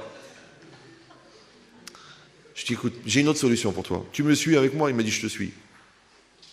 Imagine, Laura Leno, il a attrapé la maladie. Et vous êtes chez le médecin. Et le cancérologue, il dit, écoutez, madame, sortez, il faut que je parle à votre mari. Il te dit, écoute, là, les métastases, elles ont touché le cerveau. Il lui reste 2 jours, peut-être 1 jour. Alors essaie de la rendre heureuse. Dis-moi, le dernier jour, qu'est-ce que tu vas faire? Tu vas faire la gueule, tu vas dire t'as rayé la voiture, tu vas dire t'as pas déposé le chèque pour les impôts, ouais, regarde la gueule des enfants, regarde comment tu es gros, ton caractère, et ta mère, elle m'a pas dit Shabbat Shalom. C'est le dernier jour. Donc tu vas être gentil, tu vas être aimant, tu vas être amoureux, tu vas être sympathique, tu vas la faire rêver, tu vas l'emmener à New York, tu vas faire quelque chose. C'est le dernier jour. Il m'a dit oui, je ferai le maximum. Je dis, oh, tu vois. Donc si tu n'arrives pas à la regarder tous les jours comme si c'était le premier jour, t'as qu'à la regarder comme si c'était le dernier. Il m'a dit, mais vous êtes fou. Vous êtes un fou. Il m'a dit, vous êtes un fou. Je dis, je suis un fou parce que je suis jeune. Imagine si j'étais âgé, ravagé. D'accord. Mais il a compris la leçon. Et Béhémet. Ne le prenez pas mal. Hein. Je sais, l'Oraleno, Simsileno, Klalatracham, d'accord. Mais peut-être c'est le dernier jour. Qui sait? Pourquoi il n'y a pas tous les jours encore un petit jeune, là, 22 ans, rupture d'anévrisme? Et l'autre arrêt cardiaque, et l'autre il ne s'est pas réveillé, et l'autre... En vérité, on ne sait jamais. Maintenant, encore une fois, ce n'est pas dans l'esprit de dire on va mourir, ça y est, maintenant, Varga, Benamou, les bougies, le Kaddish, le Givat Shaoul. Non. De dire, mais ce jour-là, il est là devant moi. Là, ce jour-là, il est là. Ouais. Moi aussi, je m'excuse d'être venu en retard. Mais si vous avez bien écouté, je vous ai donné au moins 6 cours. Donc vous n'avez pas tellement perdu. Vous avez perdu 1 heure, vous avez gagné 6 ans. Ouais. Ben c'est pareil, parce que j'ai dit ce moment-là, il est bon. J'avais une peur dans la voiture, j'ai dit, ils vont se fatiguer, ils vont partir. J'ai dit que le bon Dieu, il pense que je ne suis pas apte à leur donner quelque chose de valable. Alors il trouve un embouteillage, comme ça ils s'énervent, ils se partent. Alors j'ai dit, si ils restent, je vais leur donner le meilleur. Ça s'appelle Metoukash à Oved. Elle est douce, le sommeil. Moi, je vais bien dormir ce soir. Parce que je suis un peu mort pour vous. Ouais. Mais c'est comme ça qu'on vit. Donc toi, tu dis, je donne le meilleur. Maintenant, pour donner le meilleur, il faut sacrifier le mauvais. Donc quand tu sacrifies de la gahava, tu donnes de la hanava. Ouais. Quand tu enlèves de l'égoïsme, tu donnes de la générosité. Quand tu as peur, tu donnes du courage. Quand tu casses ta flemme, tu donnes du travail. C'est comme ça la vie. Donc Hachem, il a créé le mauvais pour qu'en détruisant le mauvais, on fasse apparaître le bien. Mais il y a des gens qui n'ont pas compris que le bien existe. Alors ils entretiennent le mauvais. Parce qu'ils croient que la carapace du mauvais, elle les protège. Et ça, c'est Araudon Kolo, c'est la dignité du nul. Et ça, c'est l'orgueil. Maintenant, quand vous faites ce travail en même temps de sourmera, donc on a expliqué comment on se protège, comment on crée l'étanchéité. Ouais. Donc déjà d'avoir le respect de ça pour éviter que ça pénètre. Et à part ça, que quand ça a pénétré, on a une capacité d'étanchéité pour dire maintenant le problème il est là, mais moi je le gère. Ouais. Ou au contraire, on laisse les portes ouvertes et on dégénère avec le problème. Qui c'est qui a fait ça? Caïn. Quand Hachem lui a dit où il est ton frère, il a dit est-ce que je suis le gardien? Parce qu'il n'a pas compris que Dieu lui a tendu la main. Mais qu'est-ce qu'il a dit à Adam Rishon quand il lui a dit Ayeka? Il a dit j'ai fauté. Ça, c'est les 2 comportements qu'on peut avoir devant la culpabilité. Est-ce que je vais reconnaître la faute et je vais commencer à la réparer, ou je vais être dans le déni et je vais m'enfoncer dans l'erreur? Maintenant que tu refuses ta ta responsabilité devant ton enfant, ou tu refuses la responsabilité devant ton conjoint, ou tu refuses la responsabilité devant ta Avera, ou tu refuses la responsabilité devant ton Yetzera, c'est la même chose. Donc tu peux être ou Caïn ou Adam. Si tu es Adam, tu dis ok, j'ai fait une bêtise, ok. Donc je dois faire teshuva. Je dois faire teshuva sur l'Avera, ok. Si je l'ai fait par ignorance, je dois faire teshuva sur la connaissance. Si je l'ai fait par négligence, je dois faire teshuva sur la négligence. Si je l'ai fait par manque de conscience, je dois faire teshuva sur la conscience. Si je l'ai fait par manque de réactivité, je dois faire la teshuva sur l'arfifout. Mais la Avera, elle te montre la Khalishut. Et la Khalishut, elle te montre le programme. Si tu combles le programme, tu n'as plus de problème. C'est pour ça que le Yetzer Hara, dans le Midrash, il s'appelle Yetzer Tov. Il s'appelle Tov. Pourquoi? Parce que le Yetzer Hara, c'est le Chisaron. Le Chisaron, c'est les manques. Celui qui connaît ses manques, il sait sur quoi il va être éprouvé. Mais celui qui ne connaît pas ses manques, il va continuer à essayer de les combler. Et comment on comble les manques de Yetzer Hara? Avec des Averot. Comment ça s'appelle en français? Le laisser aller. Par contre, c'est le contraire. Tu n'es pas dans une logique de laisser aller. Tu es dans une logique d'aller, de travailler, de construire. Alors écoutez-moi bien. Donc quand tu es dans quelque chose de positif, tu vas, et ça devient un tremplin de réussite, encore meilleur.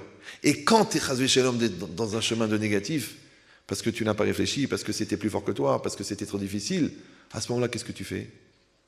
Tu l'utilises comme une expérience et tu rebondis pour faire du positif avec le négatif. C'est pour ça que Tchouva Mi'ahava, les Sdonot, ils sont considérés comme des mitzvot. Les Averot sont considérés comme des mitzvot. Pourquoi? Parce que tu t'es servi du mal pour faire du bien. C'est ce qu'elle dit l'Agmara. L'Agmara, elle dit Kol aneene mina olamazeh bli bracha ma'al. L'Agmara, elle dit Ve'im ma'al ma'yaseh. S'il a mangé sans bracha, qu'est-ce qu'il doit faire? L'Agmara, elle dit Yelech etzel chacham. L'Agmara, elle dit mais ma'yaseh lo chacham. Qu'est-ce qu'il va lui faire le chacham? Maintenant, il a mangé la pomme sans bracha. Alors, pourquoi il va chez le chacham? Ça sert à rien. Parce que de toute façon, il a mangé la pomme. On dit, c'est quoi son tikkun? L'Agmara, elle dit, Yelech etzel chacham ve'ilmod al chod brachot. Ça veut dire quoi? C'est que dans la vie, tu dois être les khatrila. Tu dois être toujours les khatrila. Maintenant, si ça t'arrive, t'es bédiéved. Voilà. D'accord? T'as mangé la pomme sans bracha. T'as regardé cette femme qui était mal habillée. D'accord? T'as sauté le daf. Tu dis que tu l'as fait, mais tu l'as pas fait. T'as menti à ton fils parce que tu voulais te débarrasser de la pression qu'il te mettait. Tu es bédiéved. Qu'est-ce que tu dois faire? Tu as deux solutions. Soit tu vas t'enfoncer encore dans le bédiéved, et Avera Goret, Avera, tu vas aller jusqu'au Gehinam. Soit tu vas arrêter, tu vas mettre un garrot, tu vas arrêter l'hémorragie. Yelech etzel chacham, meizeh chacham, le chacham, va chez le chacham. Ve'ilmod el chod brachot, c'est-à-dire que quand tu as été bédiéved, il faut que tu te remettes les khatrila. Et si tu avais appris les chod brachot, et si tu avais l'aïra shamim, tu n'aurais pas oublié de faire la bracha. Donc ça veut dire que tu vas te remettre en position de l'echatrila. Donc vous avez résumé. L'echatrila, il faut être l'echatrila. Ça va? Si tu es bédiéved, il faut te remettre l'echatrila. Mais surtout, ne sois pas bédiéved l'echatrila. Vous me suivez ou non? Tu vas aller Pessah là-bas et tu sais que c'est pas cachère. Mais tu dis, bon, c'est Rabbanout. Après, tu arrives, c'est Beddin de Constantinople. Tu dis, mais c'est pas grave, je suis mashgiach, c'est moi qui va faire la cache-route. Il y a 450 personnes, tu vas faire la cache-route, tu vas manger du chametz, baba. Pourquoi? Parce que tu es l'echatrila bédiéved. Donc je répète, tu dois être l'echatrila. Si Chazvé Shalom, tu as eu un accident et tu es bédiéved, tu dois te remettre l'echatrila. Mais surtout, tu ne dois pas être l'echatrila bédiéved. Que l'echatrila, tu mets l'enfant dans la mauvaise école. L'echatrila, tu sais que ça passe mal, mais tu fais comme si tu n'as rien vu. Que l'echatrila, tu sais que la cache-route, elle est bidon, mais tu manges quand même parce que tu dis le harbon, il est sur lui. Que tu sais que ça lui fait de la peine à ton conjoint, mais tu continues à le faire parce que tu dis, qu'est-ce que je fasse? Maintenant, je ne peux plus, j'arrive pas, je ne supporte pas. Donc toi, tu es l'echatrila bédiéved. Il n'y a pas de siatel shmaya dans le bédiéved. Vous me suivez ou non? Pourquoi? Parce que c'est quoi bédiéved? Bédé avad. Et bédé avad, c'est quoi? C'est que tu décides de ne pas maîtriser. Ça s'appelle le lâcher-prise. Et le lâcher-prise, aoudon kolo, c'est le laisser aller. Et le laisser aller, c'est le contraire de bechou kotay telechou. Et le bon Dieu, il ne va pas être avec toi dans le laisser aller. Donc les khatrila, Dieu, il est avec toi. Si tu es bédiéved, tu es choser les khatrila, donc tu reviens à Hachem, qui est les khatrila. Mais surtout que tu ne deviens pas les khatrila bédiéved. Parce que là, ça s'appelle RTV Hashuv, ça s'appelle que la boucha, il amène la tchouva. et que toi, tu t'es organisé pour ne pas avoir la boucha. Donc tu ne pourras plus faire tes choix. Donc on fait le contraire. Toute la vie, on travaille, on construit, étape, méthode, il y a des outils, il y a des sfarim, et surtout, il y a du travail. Si vous voulez faire ce travail, vous le faites. Il y a des rabbinim, il y a des gens, mais surtout, allez chez des gens qui se travaillent. Si c'est des gens qui enseignent, mais qui ne se travaillent pas, sautez par la fenêtre. Si vous ne sentez pas la ishiout, si vous ne sentez pas la avodat amidot, même si vous êtes impressionné par le discours, ça vaut zéro. Rien. Vous me suivez ou non? Si vous avez entendu de moi des choses intéressantes, mais que vous pensez que c'est de la culture, ne venez plus. C'est pas la peine. Ça sert à rien, ça va vous pourrir encore plus parce que avant vous ne saviez pas, maintenant vous dites, mais je sais, c'est encore pire. Le savoir, il n'est intéressant que quand il est vécu. Quand il n'est pas vécu, ça s'appelle comment la Gemara dit, un cochon avec un anneau en or. Oui. Il faut le contraire. Il faut que la connaissance soit vécue. Maintenant, la connaissance vécue s'appelle Yirat Shamayim. La connaissance qui n'est pas vécue s'appelle la culture. Regardez les goïms, tous les problèmes qu'ils ont avec la culture. Même quand elle est de très haut niveau. Donc il faut faire le contraire. Il faut travailler et construire jour après jour, travailler la mida, travailler le couple, remettre en cause, évoluer, assainir, purifier, aller vers l'enfant, prendre du temps pour lui, relire cette Gemara, reprendre ce texte, et réfléchir comment tu fonctionnes, qui tu es, tout le temps. Et au pire, tu seras mieux. Mais encore une fois, pas dans une logique d'angoisse. De dire, oh, Mani. Non, dans une logique positive, qu'Hachem m'a donné la vie, que Baruch Hashem, sur les 7 milliards d'hommes, je fais partie des 0,02% de juifs, et sur les 0,02% de juifs, je fais partie des 5-6% qui ont compris la Ma'alat Torah, et que je suis mis dans un endroit de Torah où on peut évoluer, donc dans un esprit positif de construction, j'avance et je travaille, Becho Kota et Telecho. Hazak Baruch.